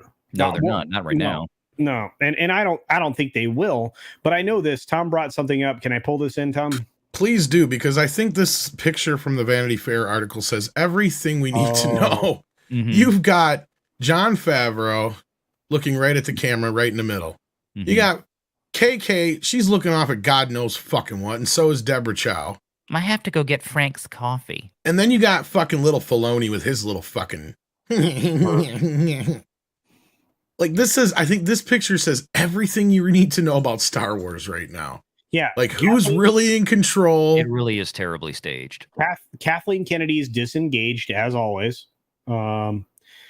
She's definitely thinking of something else. And I don't know. I mean, the only two people in the room who feel like they might do well. I have to take that back. Deborah Chow's a great director. I'm sorry, she did. Yeah, but I've yet to see how good this Obi-Wan. Here's the scary thing about this photo. Of all the photos that they might have shot with the four of them, this is the best one that they picked to use. Yep. That's a good point. Oh shit, Mike. Think about that for a second. They got hundreds and hundreds of shots. And like, all right, this is the best one with all four. Let's roll with it. Yep, pretty much. Filoni's face on that is just fucking priceless. I know. And look, I'm sorry. I'm still here. I like Deborah Chow. The question becomes is how much influence, just like with Book of Boba Fett, how much influence is that goof-ass writers' room, the staff writers, the some of the story group that are still lingering around, some of those acolytes, quote unquote, that are hanging around? How much influence do they have? Brett. Sorry. How much influence did they have on the script? Because we all thought, okay, look, the Boba Fett, directed by a very talented guy who's made some amazing stuff. We know he's a good writer, and we got a wet fart. Oh, it was terrible. We got a wet fart. It was terrible. Apparently, Six wants to marry Filoni. Oh, yikes! But I hope the show is good. I'll be clear. I hope is that Annie Leibovitz? This is Casio Keyboard Show. Oh, and I believe is that Glenn Close in his show? I believe. No, that's who that is. Glenn Close looks that young. They really needed that. Would have been a lot of work. Or is that the Mon Mothra chick? That's probably the Mon Mothra. Who's doing that? That looks like Annie Leibovitz, the famous photographer. Annie Leibovitz. That's her. Yeah, that is. It is. Okay, that is. Okay. Yeah, I thought you were talking about the actress. Sorry, my bad. No. I'm like, what does she do with it? She must have been there. Okay, here's another picture of whoever this is. She was there for a photo shoot. Okay. Yeah. Yeah, she's doing the photo shoot. You can tell that's on stagecraft. That's how bad. Well, yeah, that was all those the way these looked. Oh yeah, that's why I'm saying that was Annie Leibovitz on the set there for a photo shoot. She's been doing a lot of these pictures for years. Well, I've got video from this crap. Vanity Fair specifically, yeah. I got a bunch of video from this stuff. But I mean, I'm looking at this going, oh my God, you can tell that this was shot. This is the other problem that they have right now, right? They have not been able to work out whatever it is to stop making the world look so plastic with stagecraft. Well, what's so bad is I'm trying to find there's a shot here where you can actually start to see the screen and stuff. Is that black mark on my screen or on the picture? Oh, it's on the picture. Yeah, see, look back here. You can start to see the screen bend. That's the problem. Yeah. Well, you got to remember when they're doing still photography with this versus motion capture, it is. No, I know. Look. I know. I get it. You can see the ceiling markers, all those black dots. Well, yeah, that's what those are. Yeah. Hey guys, I don't want to criticize too much. Guys, I just want someone to call Lucasfilm and let them know that Rosaria Dawson can hold on to my lightsaber. Oh, hey now, Hey. So you ever end up in a weird? Yeah, this is a complete tangent. You ever end up in a weird YouTube rabbit hole where like somehow you watched a video and then like you took a nap or went to the bathroom or made pizza or something. You come back and like all of a sudden you're watching some like global video that you have no interest in that YouTube just magically pulled up and put in your feed. Yes. Yep. Okay. So now, apparently, I'm watching something called the Filipina P, which I have no interest in whatsoever. Wait a minute! Wait a minute! Filipino P. No, that's that chick. She showed up on my feed. That's the chick that like tries to find American dudes like Filipino girlfriends or something. Yeah, it's the weirdest thing, and I'm like going. First of all, no, I've been with the boss for 30 plus. Wait, what channel is this? Oh, there it is. Just how do you end up in these weird rabbit holes where you're like, how did I end up here? I had none to do with this. It's just crazy. I was searching for nunchucks and check his Pornhub history. I was checking for nunchucks. Don't have one. And sword fighting, and then that's where that one came up. What Sword fighting? How do I wind up over here? No, not that kind of sword fighting, you guys. Wait, you know what? I'm sorry. Valiant was uncomfortable being in my spot. So No, it's just the way I face with my monitor. And I face this way. So there you go. There you go. That's why I always like I have guests on the show and I have to remember to switch them around because like this looks weird. This is, yeah. Good man, says the last of truth. Indeed, I try to be. Ask the boss. I really do. Yeah. How did I end up on Pornhub? I wouldn't even know. I do know this. We did have some bad Star Wars news this week. In fact, today. One of the worst pieces of news I don't know if any of you are aware of. We are coming up on actual Star Wars Day, guys, on May 25th. Mm-hmm. And we just lost somebody from the original film that made me very sad. We lost Colin Cantwell, the man who created the Death Star, the X-Wing, and so much more. Mm-hmm. He passed away at the age of 90. Indeed. Found this out this afternoon. Yeah, I saw that. That was very sad. Oh, damn. Yeah. It was a bummer. I mean, he did a lot of stuff, including he worked on 2001: A Space Odyssey, Close Encounters of the Third Kind, War Games. Been around for a long time. Just a real shame. Very, very cool designs this guy came up with. Gave us a lot of really amazing stuff. Mm-hmm. He apparently Sierra Dahl works at the Hollywood Reporter and reported that her partner was no longer with us. So there you go. That's some sad Star Wars news today. Yeah, and 90 is a good way one. to keep bringing the show down there, Culture. I did my very best. Let me bring it up. Something that overperformed my expectations. I know VR is going to love this story. This is right in his House of Wheels. Or Wheels of House. This is a place that you would understand. That thing. Tom is going to wear those buttons out. I know. Fuck no. Doctor Strange. It crossed $800 million, my man, worldwide. Yay. Whoopie-doo. Let's see it cross $1 billion. I had some guy going at me on Twitter today about this. Yeah, I know. It makes me laugh because I'm like, do you realize how much it costs them to do 6 days a week for 6 weeks of reshoots? And then all the post-production that they had to do again. Again. They had to spend another 50 on that. They had to. Or more. I think they What's the final number we're going with on the production, reshoots, and all that stuff? What are we going with? 4? Well, my estimate when I did the first video, all in costs for production and global P&A, I was at 400 million at least. I was even still just production. VR. It was 310. Just production is 310. I buy your 90 million in promotion. I buy your 90 million. Where'd you get the 310? Well, here was my argument for Shang-Chi, guys, because that's the thing is we can pretend all day that Shang-Chi broke even or whoever wants to. I say no, it didn't. No, it didn't. Because these movies have to make 3 times their fucking budget at least. 3 times. I've said that before, and people don't listen to me when I say the rule of fucking 3, because even people who I love like Odin forget this stuff. Yeah. And you guys brought this up earlier, and I'm glad you did. The overhead of what it costs for all these back-end fucking deals that nobody pays a fucking attention to. When they say that they're making $800 million on these movies, that's great. But you're not factoring in what fucking Johnny Depp or Robert Downey Jr. or Tom Cruise or somebody gets before net. The gross and whatever. Like, there's a lot of money that goes out the fucking door. Yes. Still has one of the richest contracts in Hollywood. He has the best first dollar contract you've ever seen in your life. Holy shit. These movies have to make $1 billion fucking dollars, period. End of fucking discussion. I don't care what anybody fucking says. Do you know who's going to make money on the Top Gun Maverick film? It ain't going to be Paramount. No, and I hope the movie does well, but you guys mark my word. I've been one of those people that said, don't be surprised if Top Gun 2 doesn't do about as well or just a little bit better than Ghostbusters Afterlife. Wow. I don't see it doing that great. I hope it does, but yeah. Top Gun's gonna rock. Yeah, I think it's gonna do fairly well. I want to see it twice. But look, here's the thing, getting back to Doctor Strange. Talked about this earlier because I wanted to do a video on this a few days ago, but I'm glad I got the new weekend numbers. The legs on this film suck. This has to be, I'm not sure yet. I'm going to do some research maybe for my next video. but the legs on this thing are they have to be among the worst, if not the worst, in all of Marvel Cinematic Universe history.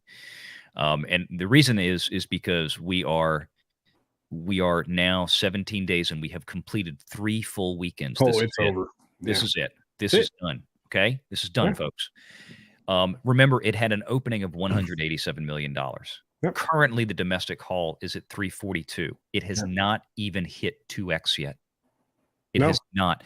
At the same time, Spider-Man No Way Home was at a 2.36. Right now, Doctor Strange is at a 1.83. If Doctor Strange was playing out, not in the same dollars, but if it was legging out with the same type of thing as audience Spider-Man, response, it'd be over Doctor 3. Strange right now should be $450 million domestic almost. Yeah, it would be over It is 3 more than times 100 multiple. million. Yeah, well, at the end of its run. I'm talking about right now after the third weekend. Spider-Man was at a 236. Spider-Man ended its run at a 309. Yeah. Shang-Chi ended its run at a 298, almost a 3. So, I mean, this is the kind of thing. This is when we talk about legs. And the reason I bring up Shang-Chi is because it's another recent film. It's a character film. And it had a month to itself in the theaters. Strange has had 3 weeks to itself in the theaters. And this thing went out with a huge bang in the beginning, 187 million, surprised even And myself. Fell off. And it just collapsed after that. This was so heavily front-loaded. The warning signs were there. I called it when that Monday rolled around, when that Tuesday rolled around, and they had a list. I put it up on the video. You had 12, 13, 15 movies in the theater. Well, this is one where I was wrong. On Tuesday. Everybody had a bump on Tuesday. The one film that dropped was Strange. I'm like, this is a problem. And it did the one thing I said, that, like I said, this movie is guaranteed $1 billion unless the bad word of mouth. And what also hurt that was the fact that the cameos were much ado about nothing, right? Because nobody gave a shit. There was nothing there that anybody hadn't already known, right? Nope. No, this movie brought over a lot of goodwill from Spider-Man No Way Home, and then proceeded to lose it almost instantly. Yes, it's at 800 million. Yes, Disney, Marvel might pretty much scrape by and maybe break even on this. I think that's kind of where they are now. Maybe. How much longer till it hits the Disney Plus, guys? We don't know. And that's one of the things they just announced it. Actually, hang on. Yeah. Did they really? They must have done that. It's 45 days. They were doing the same. They did not. They did Are not you sure? pre-announce. I'm positive they did not pre-announce. Every other movie they have pre-announced an exclusive 45-day window, which was a mistake. I have been saying that was a mistake. That's part of the reason that Warner Brothers effed up the Batman. If they had not come out and said we'll be on HBO Max on this and this date, they probably would have had more people. Disney did not pre-announce. Now, they may still do a 45-day window, especially now considering they're seeing that the drop-off happening. They're probably eyeballing it, and they're like, okay, let's just do 45 days. But they did not pre-announce a 45-day exclusive window. They did not come out and said like they had for all the other films. So that was positive to Disney's direction, which should have, just like Spider-Man didn't announce anything. Okay, I gotta correct myself with a caveat. It was Disney Plus Germany announced it will hit Disney Plus on the 22nd of June. Okay. And when does Thor 4 come out? I can't remember. I don't remember, but that's 45. I think that's actually more like 50 days in Germany when it came out. I think Thor. But that would go in line with the 20th of June, which people are predicting for the release on Disney Plus, because that would be 45 days in the US. We got to remember it was released overseas like a few days earlier in Germany, Norway, and a bunch of other places over there and stuff. Yeah. Well, all I know is if it hits Disney Plus on June 20th, that's 45 days. $5 says though, once it hits Disney Plus, guys, let's make a prediction here. Let's see if I'm wrong. It will hit on the 20th or 22nd like it does in Germany, but it's going to be one of those $30 fuckers you watch. It's not going to be one you get to watch right away. You're going to have, just like Black Widow. That would be new. And I tell you what, if they went Black Widow did a simultaneous release. That's the only way they're going to make it to where they can make their money back. Well, if they didn't do that with Shang-Chi or Eternals. Yeah, but there was no way people would have done that. Here's the thing. Thor Love and Thunder, July 8th. So yes, I would expect this movie to drop on Disney Plus for that date. And that would make sense because that's the week just before 4th of July. Mm-hmm. And people are going to be gone, so they're going to want to get this out before 4th of July, and then when Thor drops right after, because that's why I'm hoping they did the right thing by releasing Top Gun now, because originally it was slated for a 4th of July release. Mm-hmm. And 4th of July, it depends. You can have movies play well, and then other times they just depends. But look, and this is from Stan Lee. Do they care about box office? Are these movies actually bringing in subscribers to the streaming services? Arguably, no. Depends on what you're talking about. Like, I feel like there's an argument to be made that HBO Max did help their baseline. I'm talking about Disney. But Disney has, well, there's the problem with Disney. Disney hasn't had a Godzilla versus Kong. Disney hasn't even had something like the Batman, right? Until we get this movie, this is going to be the first time we really get kind of a like Black Widow did okay for them from what I heard. If right?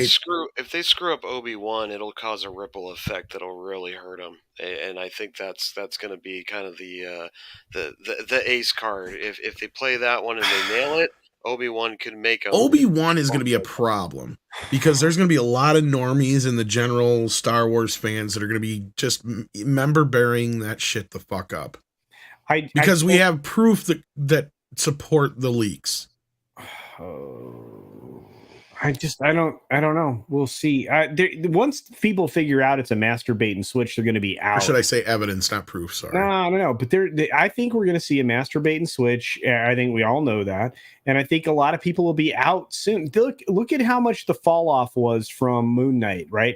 Moon Knight, if you look at the number of total minutes streamed versus the number of people that supposedly viewed it, the numbers fell off substantially. And Master Sidearms is right here. If Sony did not hold Spider-Man streaming rights, they would for sure have done 45 days for No Way Home. I'm assuming when he says they, he means Disney. Yeah, I agree with that. Yeah, probably. And I agree with that. They're maybe, but then again, Disney had an equity stake in that, and I think Disney would have been stupid seeing how that box office was going. But they're dumb right now. They are this is what's happening, and I know you know this because they are going after first dollar as fast as they can. They are robbing Peter to pay Paul. I'm doing the video on it tomorrow. The only reason that Spider-Man No Way Home isn't in Disney's clutches right now is because they had pre-made deals already. That's true.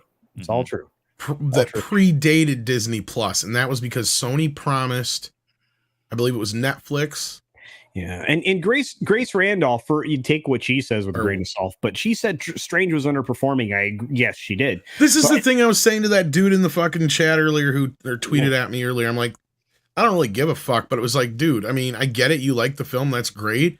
But I don't think anybody at Disney is celebrating like you are over this box office. No, they're not. No, they're not. No, they're not. They are fucking pissed. I've had so many comments. I mean, you go look at the last two videos I did on Doctor Strange. Go look at some of the comments that I get. Some of the absolute. I love my hell no, they're pissed. Some of the things. It's like, and of course, it's people that don't even watch the videos. They look at a title and they react to it, and they I hate that. And so it's like, much. no, everything in there is laid out, facts, numbers, everything is there, cited. They don't want to watch it. They just want to argue with you. It's like, how can you say it just beat the Batman? I'm like, who gives a shit?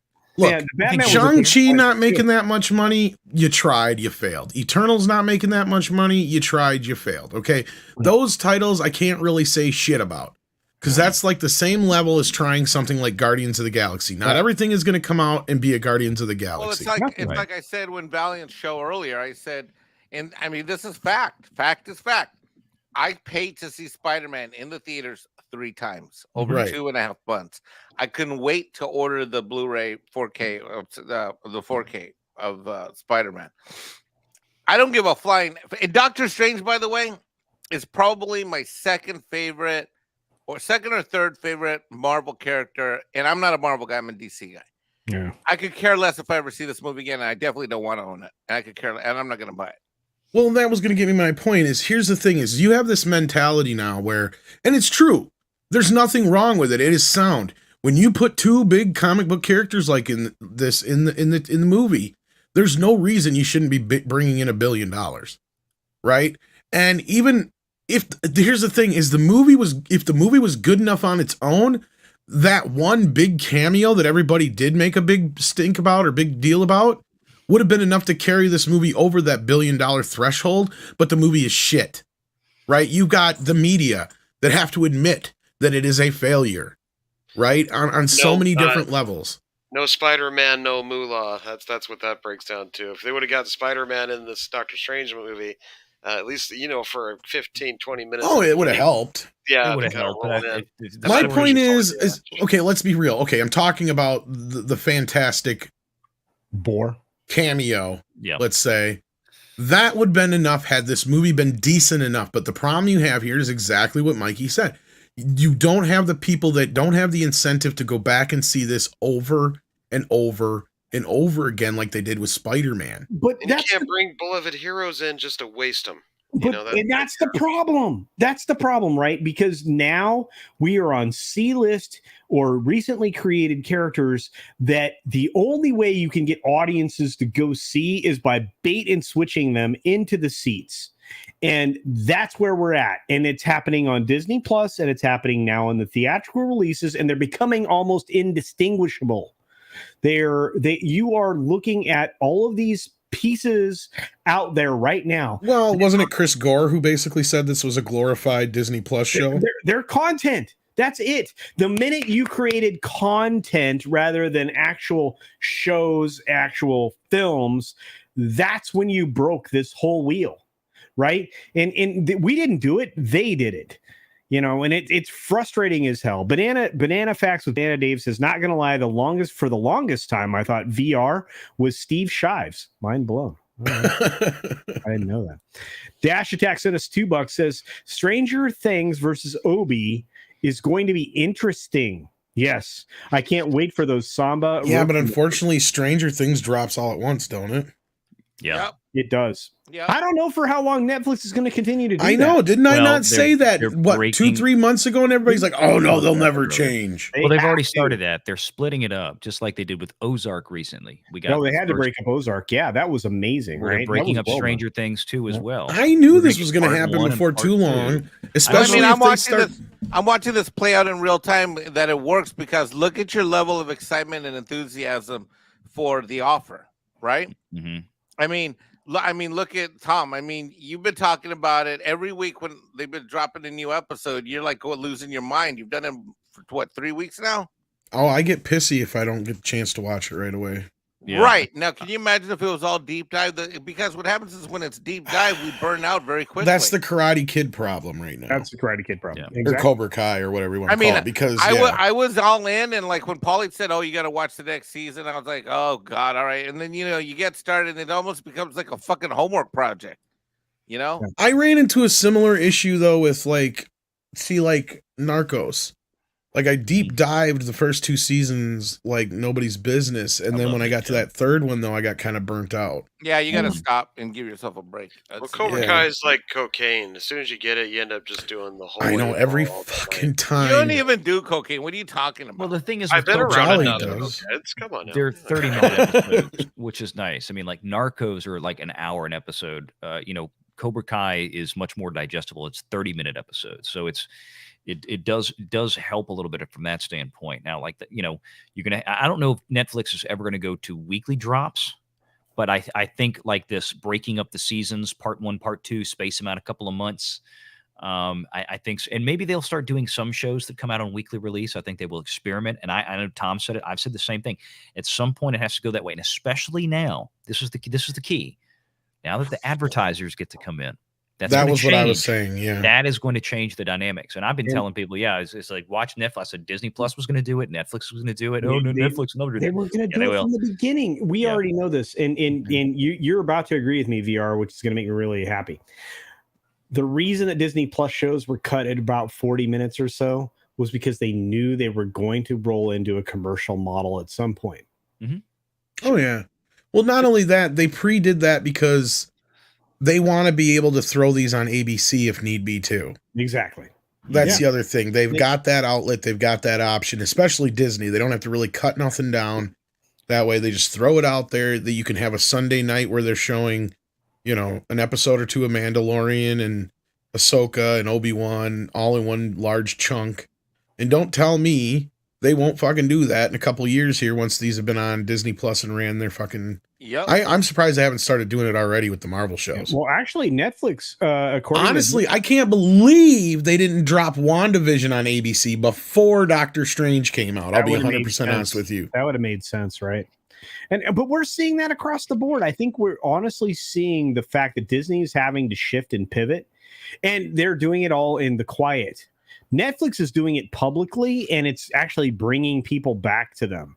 I'm sorry. Firing nearly, if you watched Eric July's video just released just a couple of hours ago, releasing now 300 woke ass employees, and I've just cursed on my channel. That makes an awful lot of sense. And what also makes sense is me and Vine Renegade need to get some sleep, so we gotta cut out. True. Yeah, I do. I gotta get up early. So. Oh, God. You know what, Mike? Piss on you for sending him that damn thing. I think all of YouTube's gonna hate me now. I'm having the best time ever. But today's an exciting day. Guess what happened today? I popped my cherry because it's the first time I've ever been on Culture Casino's channel. Yeah, now you can't talk smack about it anymore. I have it took today ends a 2-year campaign to bring diversity and inclusion to this channel because Mexican people have been ignored. We have been forgotten about. I can vouch for this. He's been claiming and fighting with culture about this for at least weeks, maybe months now, telling him, when am I going to get on your show? Finally, diversity inclusion is embraced on the Culture Casino. I'm like, I don't know what do I got to do? I've been a member. I had Polly on my channel. Exactly. You had Polly before me. Who does that? Right. Who books Polly before me? Like seriously, Jane Theory. Like seriously, Latino slam before Mexican Iron Man. I mean, seriously, really? Right. Did you not see the lightsaber battle? I tore him up. He still has inferior. Him and Johnny Depp both are missing finger parts. You know what? And Sci-Fi for Me TV makes a great point. By the way, if you are not subscribed to Sci-Fi for Me TV's channel, you're missing out. In fact, I'm promoting the heck out of him tomorrow in tomorrow's video. They are heavily featured because I had. They do great production and great just getting you up to speed with the week's news and nerd news. Just amazing. And you know what? I got to get him on a Sunday show. The entertainment news, not like politics stuff. Oh no. The Sunday show is the freewheeling. We dive into politics and. No, I was talking about Jason over at Sci-Fi. I'm talking about you. They do great stuff. Jason's great. The Bunker's my favorite show ever. But absolutely. So we definitely, guys, go check out Sci-Fi TV for Me for all of you that are here. They're incredible, and I can't wait to have them on. I'm gonna send them an invite to a Sunday show, and of course VR is going to show up on a Sunday show someday. Maybe. Yeah. Oh, I know. But that's what I was saying. I do have to run. But I'm here on a Sunday show. Well, this is a Sunday show. Morning. Yeah, no, the God time. I'm going to interrupt God time. But all right. Mike, you're always welcome. Why do you do that? I've never been invited to the Sunday morning show. Boy, do I sound needy? Have you guys ever heard me so needy? I knew about the Sunday Culture Review. I didn't know about I guess that's probably what you're referring to then, huh? Yeah, the morning show. All right, I'm out. I know when I'm not here for me. Mike, I love you. Mike, say good things about other people. Culture Casino, subscribe to his channel. He has really great hair and he was really awesome videos. Few people work hard. I should say few people work as hard as Culture Casino to do the research that we rely on a multitude of channels in order to get the information that you guys need in real time. And Culture Casino does that every day. There is the daily 6-minute daily. Make sure you watch that. It's a key source for news.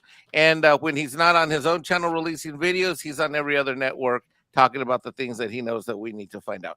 All right. Hey, Project Cambrian! I saw that! No. Don't make... If you get Mexican Iron Man mad, you guys... I've actually seen Mexican Iron Man rip a dog's eyeball out with his bare hands. I did see that on live. It was a puppet. It was a puppet. I don't even want to know about that. It was a puppet. Why am I up here? Yeah, because you're gonna say nice things about other people. This is your outro time with your SIG hat. Okay, my outro time. Well, like I said, thanks for having me here. I just wanted to say thank you to Mike, thank you to Culture, thank you to Tom earlier for helping me mod the chat on the live stream. Thank you guys very much. Good to be here. Awesome. Glad I could just pop by, tell you guys that, hang out for a little bit. But I do have to get to bed because I got to get up early tomorrow. I got a long work day. Well, thanks for having me. Both of you gentlemen, subscribe to everybody. stuff. Both of you gentlemen are invaluable to every one of us in the fellowship, and we love you. VR, keep killing it and growing like a weed. Mike, keep doing everything that you do in the background that nobody's allowed to know.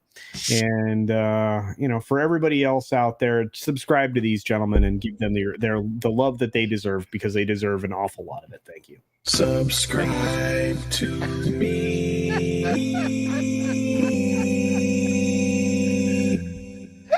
Dear God. Mike, I am so pissed at you right now. I love you all. Goodbye. So terrible. So yeah, if anybody wants to catch the live show from earlier, it is over on the backup channel.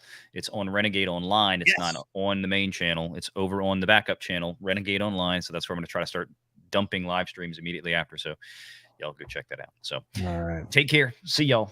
Love you, man. Have a great night. Appreciate you. Bye-bye. All right. We got Tom Servo saying CC is almost gone behind all that hair. Yeah, I'm actually disappearing. I feel, what is that, Cousin It? I'm turning into Cousin It. I did that once on a stream one time. You look like Forrest Gump right at the end of his run. Oh, I do kind of, right? Yeah, where he's like, shit happens. And he gives the guy the t-shirt back. Exactly. Yep. Right at the end though. Yep. Wow, that was not nice.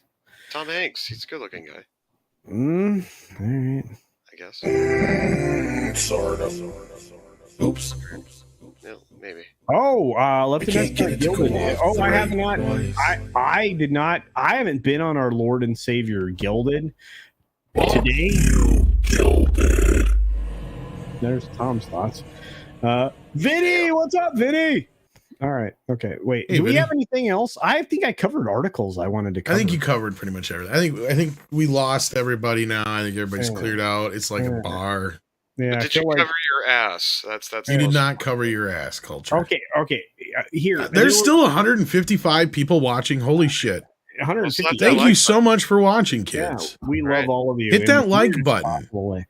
Yeah, like us, love us, give us money. It's fantastic. Speaking of giving us money, we already covered this from Dash Attack for $2. Thanks for that. We've got, of course, a member chat from our friend Eric K saying, I never watch or listen to any of you a-holes. Okay. Well, He's probably telling the truth. He's modding so much he ain't got time. That's also true. Matt G, the guy that's everywhere. Matt G is literally everywhere. I've seen him on 4 or 5 streams today. That means he's as busy as me, and I know he's more busy than me. For $2, says saw Star Trek TMP in the theater tonight. Wow, the motion picture. Where'd you see that at, bro? Congratulations. That was amazing. Of course, they've already fixed the sound editing that was completely broken when the film was released, Tom. Someday we're going to have to talk about that. Looking forward to that. Anyway, thanks, Maggie. Love you, man. And another member chat from Eric K saying the same thing. Apparently, I did that twice. Wow, that's not great. Anyway. Keep the conversation going, says Judicon. No, dude, I don't know that I can. There's not a lot. There's not like that. Not a lot of things out there. Keep firing, assholes. There you go. And oh my goodness, Jin Kiria for a $5 super sticker sends us a super sticker. It's a super sticker. I know it's a super sticker. It is a what is that? A lemon head, dancing lemon head. I love that. That's Can I say, is it ironic that Victoria Alonso used to work in digital effects, and seems like the more she's been around, the worse the effects have gotten? Yeah, that seems interesting, right? Can I ask an even more important question? Has anybody seen or heard or gotten a telegraph from Rob Bottin? No, I think he disappeared. He like off the face of the earth, man. Nobody's heard or seen from him since like Game of Thrones season 4 or some shit. Well, didn't he do that before too, though? I don't like, know didn't he like take off from Hollywood for a while and then came back for that kind of stuff? And then he's kind of like that. He's off the map. Fathom Events. Thank you very much, Sci-Fi for Me TV. Says Fathom Events had the 4K version tonight, tomorrow, and Wednesday. The new one. That's awesome. I just want my physical release because the version I watch on TV sucks. It doesn't have it doesn't have HDR on it. Dude, the original motion picture was And great. it's not in except for Dolby the Atmos. Sound editing. I'm freaking Veigar. So weird. I'll have to watch them back to back to hear what you're talking about, dude, because I that's the thing, man. I've not seen the original theatrical version, but maybe 4 times in my entire life. And even then, when the video I had back in the day was actually like that special director's edition where it was an extended version of it anyway. Like 8 or 10 more minutes or whatever. Yeah. Why no hockey talk? Well, tonight, I don't know. We didn't really get into the hockey. I can talk about When hockey. do we normally talk about hockey? No talk about offense. hockey. I mean, Well, if you're going to talk about hockey, I'm definitely checking out. Well, no, but I mean, I like the Hanson brothers from Slapshot. Fucking great. If you think that's going to get me into this conversation, you're grossly. Yeah, the new version put the classic bridge Gonna sounds be, back. That's cool. Can't wait for that. You're going to be upset. We got a $2 super from our buddy Eric K. Love you, brother. I love this man. I knew it. I knew it. Go I'm ahead surrounded by assholes. Do it. Do the whole bit, Tom. Keep firing, asshole. There you go. Thank you. I love all of you people. No, you don't. Talk about hockey. Talk about hockey, eh? Eh? Oh, look, it's George. George. Oh, George. You got a song for him. Go ahead. George is. George, he's got a beautiful soul. George, you're in this chat. You're welcome here every I single see him time. less than I see you anymore, Culture. I don't know what happened. George used to be everywhere, and now he's not as everywhere as he used to be. I miss him. I want to hug this man again very soon.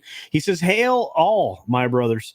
All hail the culture, the casino of culture. The weave is looking beautiful. Thank you. All hail the midnight man himself, Tom. All hail the panel." Well, thank you, George. If I had my druthers, George would read me bedtime stories every night. I know. Isn't his voice great? His channel's killing it. Got a If you're great not- storytelling voice. You should be subscribed to George the Giant Slayer. The man is incredible and a genuine human being who you can rely on, which is few and far between nowadays. Love you, brother. And so does everybody else in the chat. Look at this. George. What's wrong, Dad? Jolly's been smoking. You guys stop showing Kathleen Kennedy pictures, right? Yeah, a long time ago.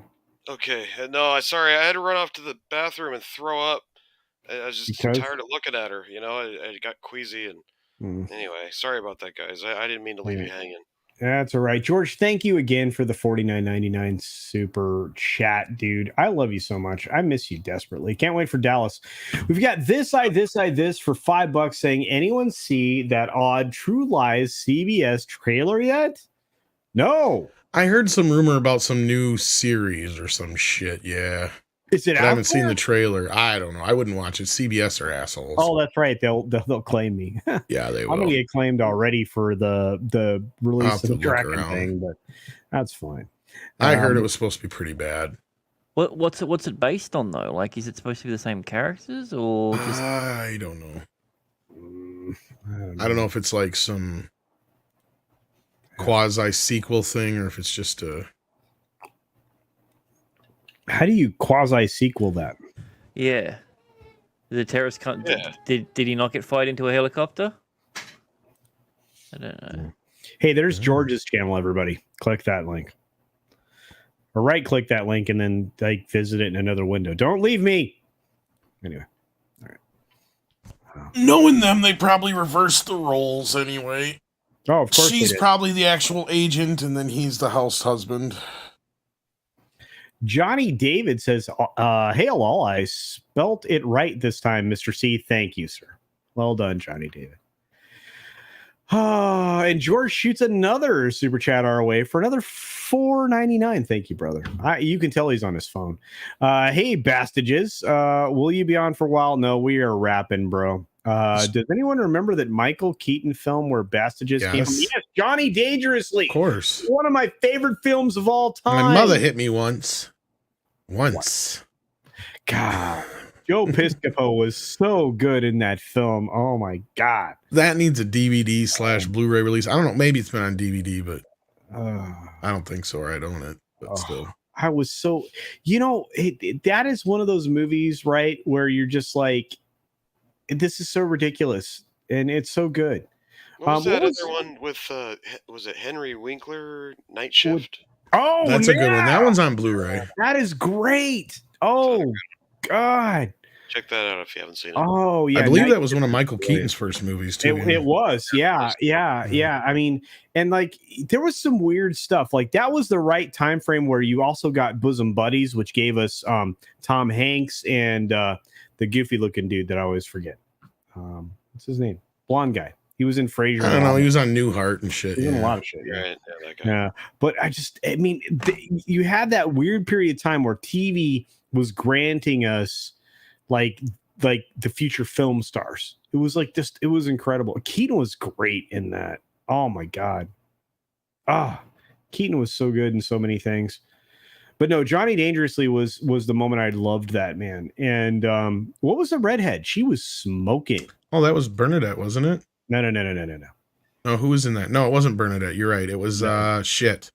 And she was in a lot of stuff. Oh, damn it. Henner? No, that's not right. Terry Garr? No, that's God, no. No. It wasn't Terry Garr. Redhead. And she was smoking. She was in a lot of stuff. Vinny has the DVD. He should remember. Somebody. I didn't know that was on DVD. I'm hesitant to buy it. As soon as I buy it on DVD, then Peter Scolari was the other guy in Bosom Buddies. Thank you, Sci-Fi for Me TV. Very but now we're trying to figure out the redhead from Johnny Dangerously.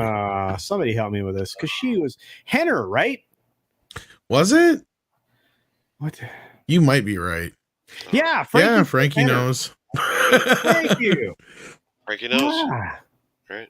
Mary Lou, that's right. I almost said Mary Beth. Thank you. Yeah. Okay. I got one more for you. What was the film? Because I can't remember the name of this one either. But there's one that Michael Keaton did where he works for like a car company and the Japanese come over. Oh, that's Gung Ho. Gung Ho. Nice. Yes. That was a good one.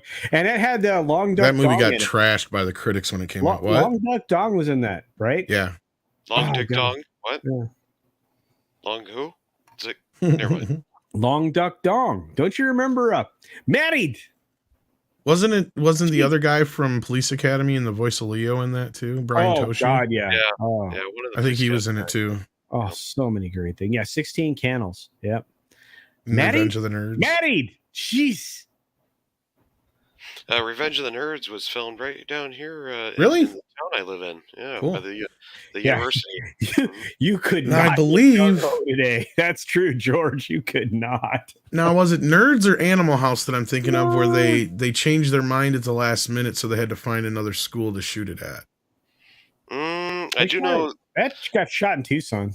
Yeah, that's University of Arizona for Revenge of the Nerds. I do know there was a little bit of a controversy. They didn't want to do it at first because of the R-rated script and stuff, but maybe that's what I'm thinking of. Yeah, but there was so much money involved, they finally caved. Yeah, that's what I was thinking. Yeah, Taxi, Cannonball Run 2. She was in a lot of stuff. That's what I thought. I couldn't remember though, but yeah, Mr. Mom, another great Keaton vehicle, dude. And I'm sorry, Multiplicity is underrated as a very, very underrated. Very ahead of its time. Yeah, Animal House was Eugene. That's correct. Okay, Steve. What is it you want, Doug? Pizza. Can't Buy Me Love was also filmed here. Oh yeah, that was the one with the kid that rode the riding lawnmower. Yeah. Right. Yeah. Can't Buy Me Love.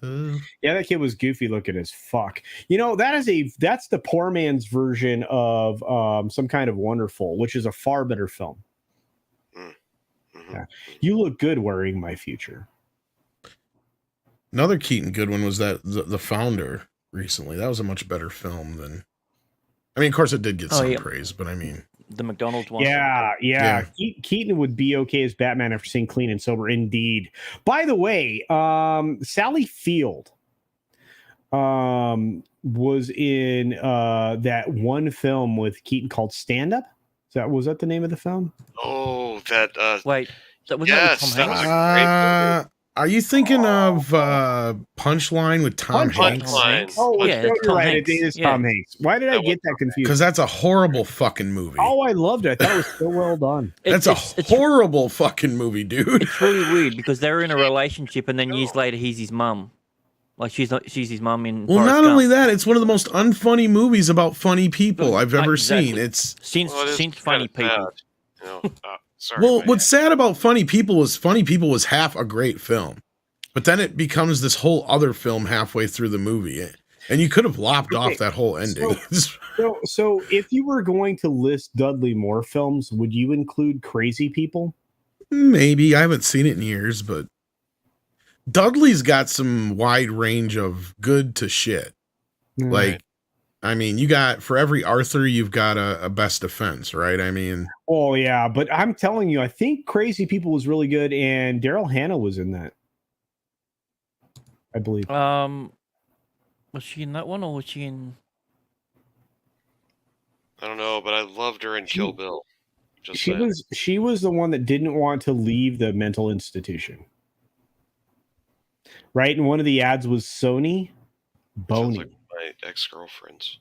So good. Yeah.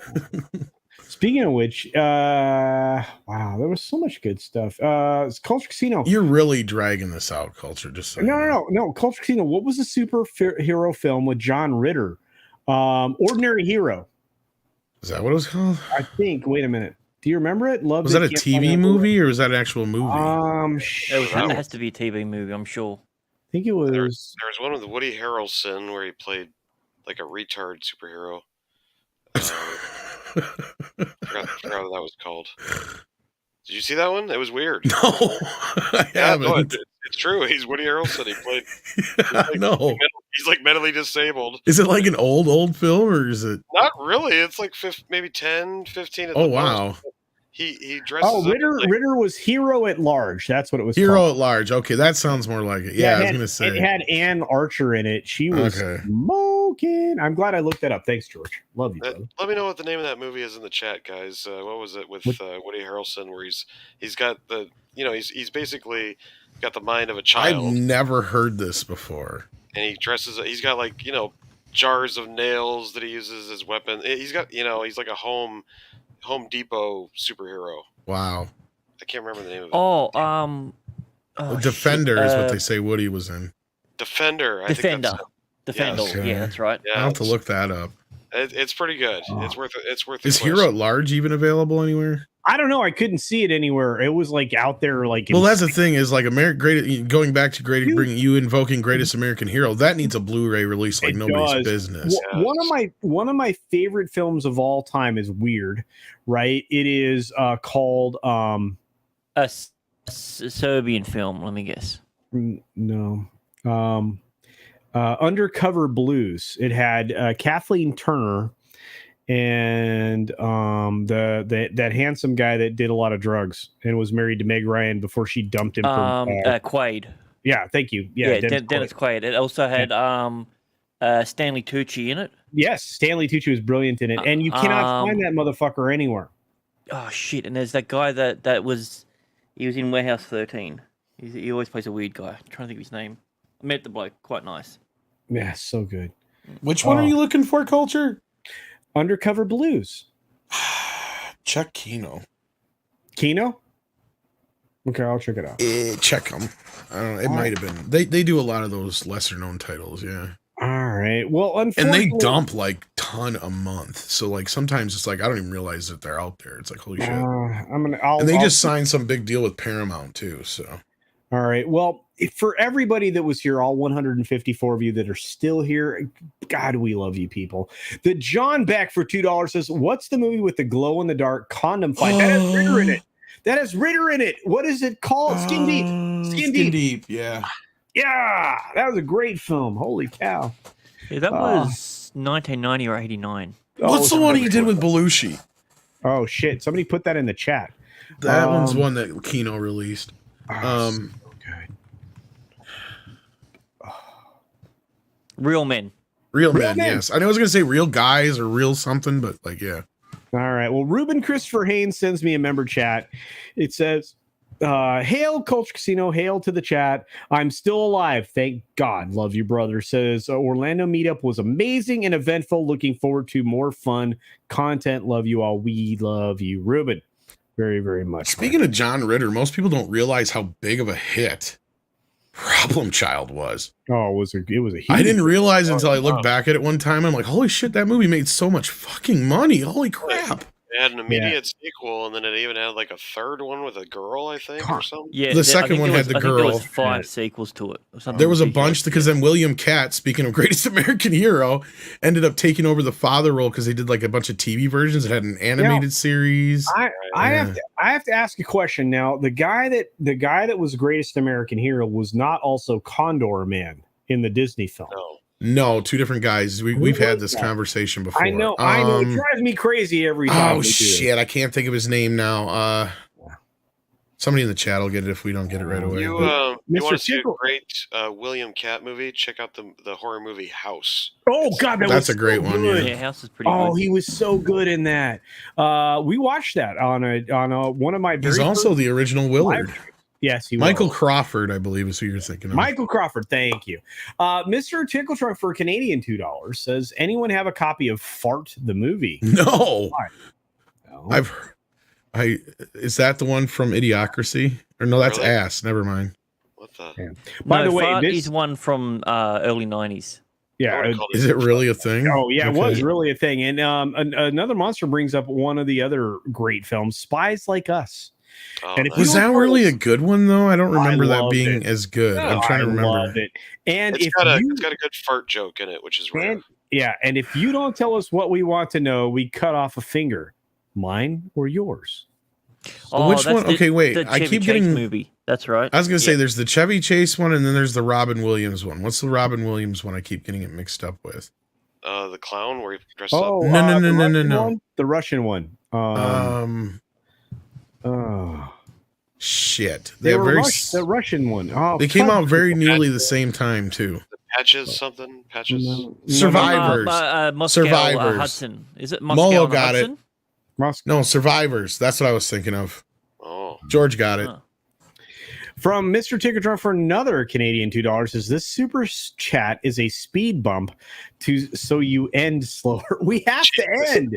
We've been going for 2 hours. He wants me to keep going for some reason. You sound like my youngest prostitute. Just want you to keep going. Thank you. What a whore. What was weird is we got a kid laughing after the that. child laughing in the background is not comfortable. Maybe I'll back out of the stream now. Thank you very much. All right. Really big culture show. Very uncomfortable at that moment there. Johnny David for another Australian $2. Thank you, brother. Says all of me. Steve Martin was a favorite of mine. That was Steve Martin made a lot of great films. Oh, dude. And then he went Pink Panther, and God knows what happened to him. I don't know what happened. It's Steve Martin was great. All of me. Robert Downey Jr. was in that film, wasn't he? I think so. With That's what I'm thinking of. All of me. Well, one of Steve Martin's that never gets enough credit is the Frank Oz directed Bowfinger. Oh, Bowfinger was very good. Eddie Murphy should have gotten nominated for that fucker. Oh, one of my favorite movies. For which role? He had multiple. Both. For Jiff specifically, but yeah, Jiff was great. I'm sorry. Oh yeah. Mr. I Tickle love when they Trunk- went to go get the crew. Mr. Tickle Trunk is pulling a Culture Casino, trying to drag the stream on forever. Says Mr. Tickle Trunk for $2 Canadian. Stay, dance, monkey, dance. Hey, by the way, we have a monkey joining us. What's up there, Toxic Man Flu? How are you doing today? I'm all right. I just Wow. got done with a member stream. You're lucky and, he's white. Yeah, I am very Well, white. I mean, that's debatable. He's got a green icon, so he could be a Martian. I could be. It could be, but I'm not. 24-hour stream of culture. Nobody could live through that. No, Culture's the only one who would live through that, I think. I mean, essentially, that's just him introducing himself and then saying goodbye. Right. It was 10 or 15 minutes. Apparently, George Molo thinks Sergeant Bilko was good. Oh, God, Bilko, I haven't seen that It in ages. was okay. I mean, it's The no, problem with it's no Sergeant the Bilko jerk. is Down Periscope came out around the same time and was so good. much fucking better. Yeah, better. Dude, Kelsey Grammer killed it in that. Oh, so good. You know what's funny is before I ever saw Texas Chainsaw Massacre, I saw the movie Summer School with Mark Summers and Kirstie Great Alley. flick.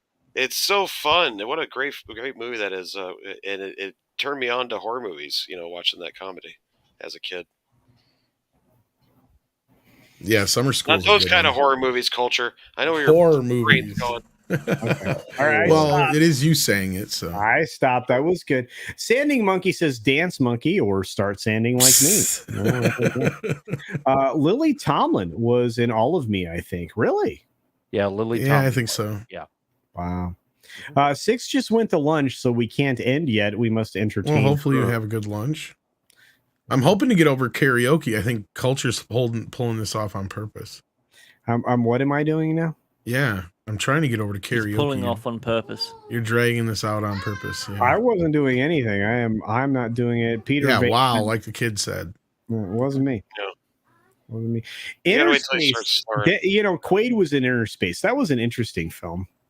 Joe Dante, good movie. Three Amigos was a great film featuring Great three flick, of my yeah. favorite comedians. Oh, I got the Stowe Kid to watch Little Shop of Horrors today with Rick Moranis. Oh yeah, I forgot Bill Murray and John Candy make. I'm gonna get a cameo. candy bar. I'm gonna get a candy bar. That was great. Yeah.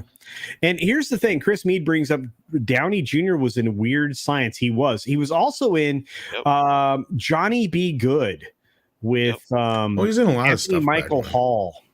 He was also in Back to School. He was. Wasn't he in like a small role in? Wasn't he one of the goons with like John Cusack and like 16 Candles or something like that? Or am I thinking? Yeah. He was sitting on the car with his hair spiked up. Yeah. Right. He was in a lot of stuff. Less than zero. Oh God, that is the best film ever, and probably an actual accounting of his life at that point in time. Probably was. Whew, that was rough. Let's see. Apparently I am everyone's puppet. That sounds interesting. You were last night. That's for sure. I had so much fun last night. What a great stream. Carl Reiner's work with Steve Martin finally paid off in the movie Roxanne. That's true. Roxanne was one of my favorite films. Martin stopped stepping out of character for the sake of the gag. That he did. It was so great. He did such a good job. Steve Martin plays a waiter in the first Muppet movie. Yes. Would you like to smell the bottle cap? You realize he got his start in the magic shop on Main Street in Disneyland. Wow. Nobody, I don't know that anybody knows that. That's dumb shit that Culture knows. Yeah, I knew that. I found out about that like 8 seconds ago. That's right. Okay. When I was this much old. Hell of a banjo player. He is. That was cool. When Culture told us about that, that was cool. Actually, I probably did know that, but yeah, Six is like, I forgot about karaoke. That's right. End. It's time for karaoke. Right. You're going over to CC Karaoke, right? That's what you're going to do? Yes. Can you say hi? Because CC Karaoke is pretty cool.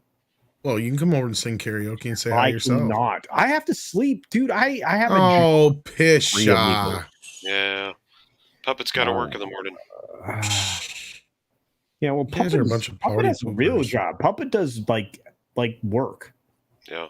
I got a whole stable of hoes, and I keep them on the hostro. Make sure they bring me lots of money. And, because these hands don't touch nothing but bitches of money. There's some hoes in this house. There's some hoes. I tried. Now that's going to be stuck in my head.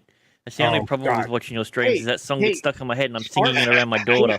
There's some hoes in this house. Isn't that your song, Snowed Up?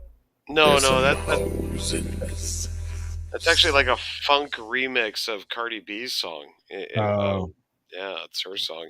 No, but a lot of the songs you do here are mine, like Rent's Due and Watch My Sister. There's a lot of the background music. Can you play Rent's Due for us? I could send you the link if you want or something. Okay, that sounds good. You watch him copyright claim me now too. He will not. I would. Three Amigos, I think, was the best movie that Steve Martin did. Chevy Chase, Martin Short. I don't know. I'm a big fan of The Jerk. The Jerk was so good. The Man with Two Brains. Between The Jerk and Bowfinger. The Man with Two Brains. Yeah, all right. Yeah, Bowfinger, I think, has to be number one. But I think for me, the Three Amigos. I mean, Wait, that the might man- I thought it actually was be the a man with great no brains. stream topic. Is top 10 Steve Martin movies. All right. So, do you guys want to go out on Rent Stew? That makes a lot of sense for tonight's stream. Go out on what? I'll do Rent that. Stew. Ren and Stimpy. No, Rent's Due. Oh, I thought you said Ren stew, like as in the I was dog like- from Ren and Stimpy's been cooked up. Yeah, Like, it that made him kind into a stew. All right. No. You stupid idiot, Stimpy. I Wow, too have butt. that's a lot of crickets. Yeah, it's not bad at all, is it? That's loud. Planes, Trains, and Automobiles is also very good. Dirty Rotten Scoundrels was genius. That's true. Planes, Trains is good, but like that's the one where Candy should have got an Oscar for. Yeah, that's Ren definitely a Stew. candy film. Eventually, we're going to get a link to some music. It's in the private chat. Oh, is it? There's some hoes in this house. No, it's not that one. Can't do that. I can give you that one too. It doesn't claim you if you really want to hear it. It's some hoes in this house, but that's not me. You know, that's not. That's a funk remix of Cardi B. All right. Well, I'm going to share this. We're going to go out on this. Guys, we had the most amazing time. Does anybody want to promote anything before we hail? Well, Tom's birthday's first of the month, and It this is fitting. June 1st. That's when Tom's Rent's old due. guy. Rent's due on the first of the month as well, so that Yeah. would be fitting. Right. That fits really well. X-Ray Girl and Mark the Cyborg going to be on Yelling at Parked Cars tomorrow. Oh, I'm very excited. I'm on that show. Yes.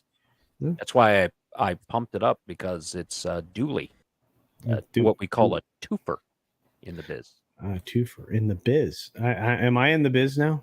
I don't know what it means. I just said that. Tom's in the biz. I'm just. Oh, I thought you said toother. Like.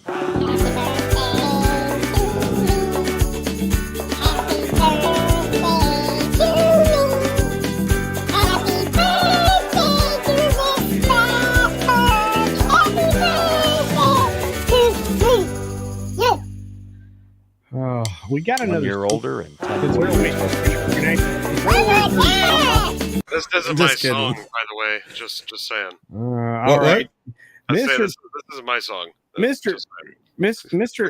Tickle Trunk out there for Canadian $2 says, "What are not your pronouns?" Indeed. Go through them alphabetically. There are 145 insomniacs. Last night was great indeed, and we are ready to go. Let's go out on a little Snow Dub music and entertainment. Here we go. Rent's due. Hey, the video is not the greatest, but the song is awesome.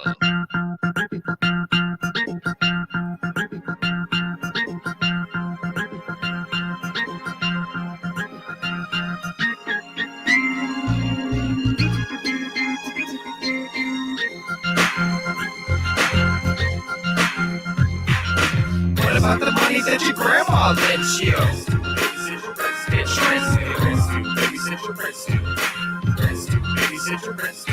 I don't love you, I don't protect you. All I really know is rent still.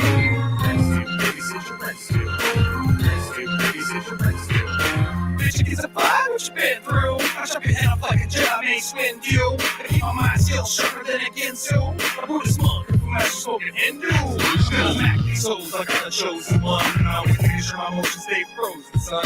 Get much respect, ready for sex. But between my pecs, fit your neck check when I flex. What about C-Town shit? I still represent. The life I got about 20 years in it. I'm a tenant to the game, pretty much cause the mattress. I'm pulling up head tricks, there's no dub, there ain't no practice. Then I galactic batches, take a bitch off my checklist. Now she respects us because after she bought me breakfast, I face fucked her in a Lexus. And she kicked out some cash on the rest of the rent, bitch. What about the money that your grandma lent you? Babysit your rents, bitch, rents due. Babysit your rents due. Rents due, babysit your rents due. I don't love you, I don't protect you. All I really know is rent still. Rents due, babysit your rents due. Rents due, babysit your rents due. Get that, it's my house. Put more food in your mouth. Need to be having a side dish and get the fuck out. Always on your cell phone, squawking all loud. Don't even know what the fuck that you're talking about. Sweat stamps never address. Place still a mess. This would just do themselves, I guess. Get chest, bitch. I'm killed for less, don't put me to the test. I'm sorry, skate, that I offend you. First of the month, bitch. Got a new plan, dipshit, here's a ticket. Get it, hit it, flip this thing, and get rid of it quick. Before she starts showing up some more of her shit. Knock, knock, another soapbox full of old socks, bitch. Kick rocks, don't get cocky. Got 2 words for you, bitch. Get job or get caught up in some shit like lynch mob. You slob, I'm gonna hit you in the chest like asthma. Donate some blood or some plasma. Ain't shit free, give me your kidney. Behavior high, spit on eBay, pig. You ain't worth spit, put on a wig and yell the stripper do a jig. I'm ready. A bitches say they're done when they never got did. So you ass, so you whip, so you kid. I'm saying to hell with all the bullshit. Rents too. Rents too.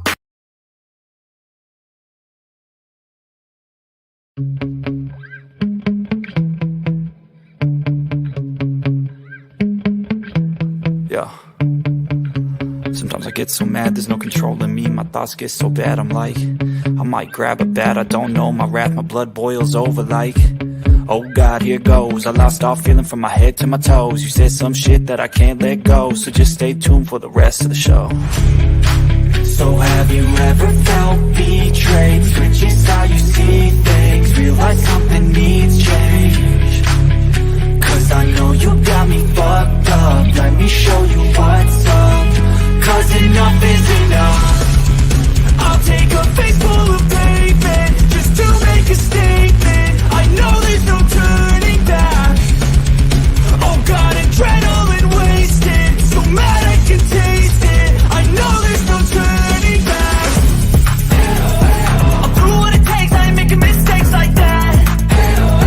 I'll put it on your face just to make you go take it back. I'll lose my shit, I go crazy when I'm mad.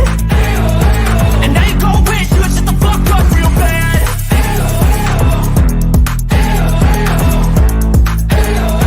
And now that I'm gone, yeah, I know there's no turning back.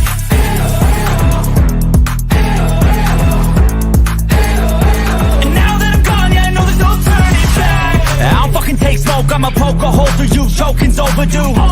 Come at me and you won't get any older, dude. Crack your holder too. Heating up inside of me, blood so violently. Thanks for trying me. Now it's finally time to see how this rivalry becomes my dynasty.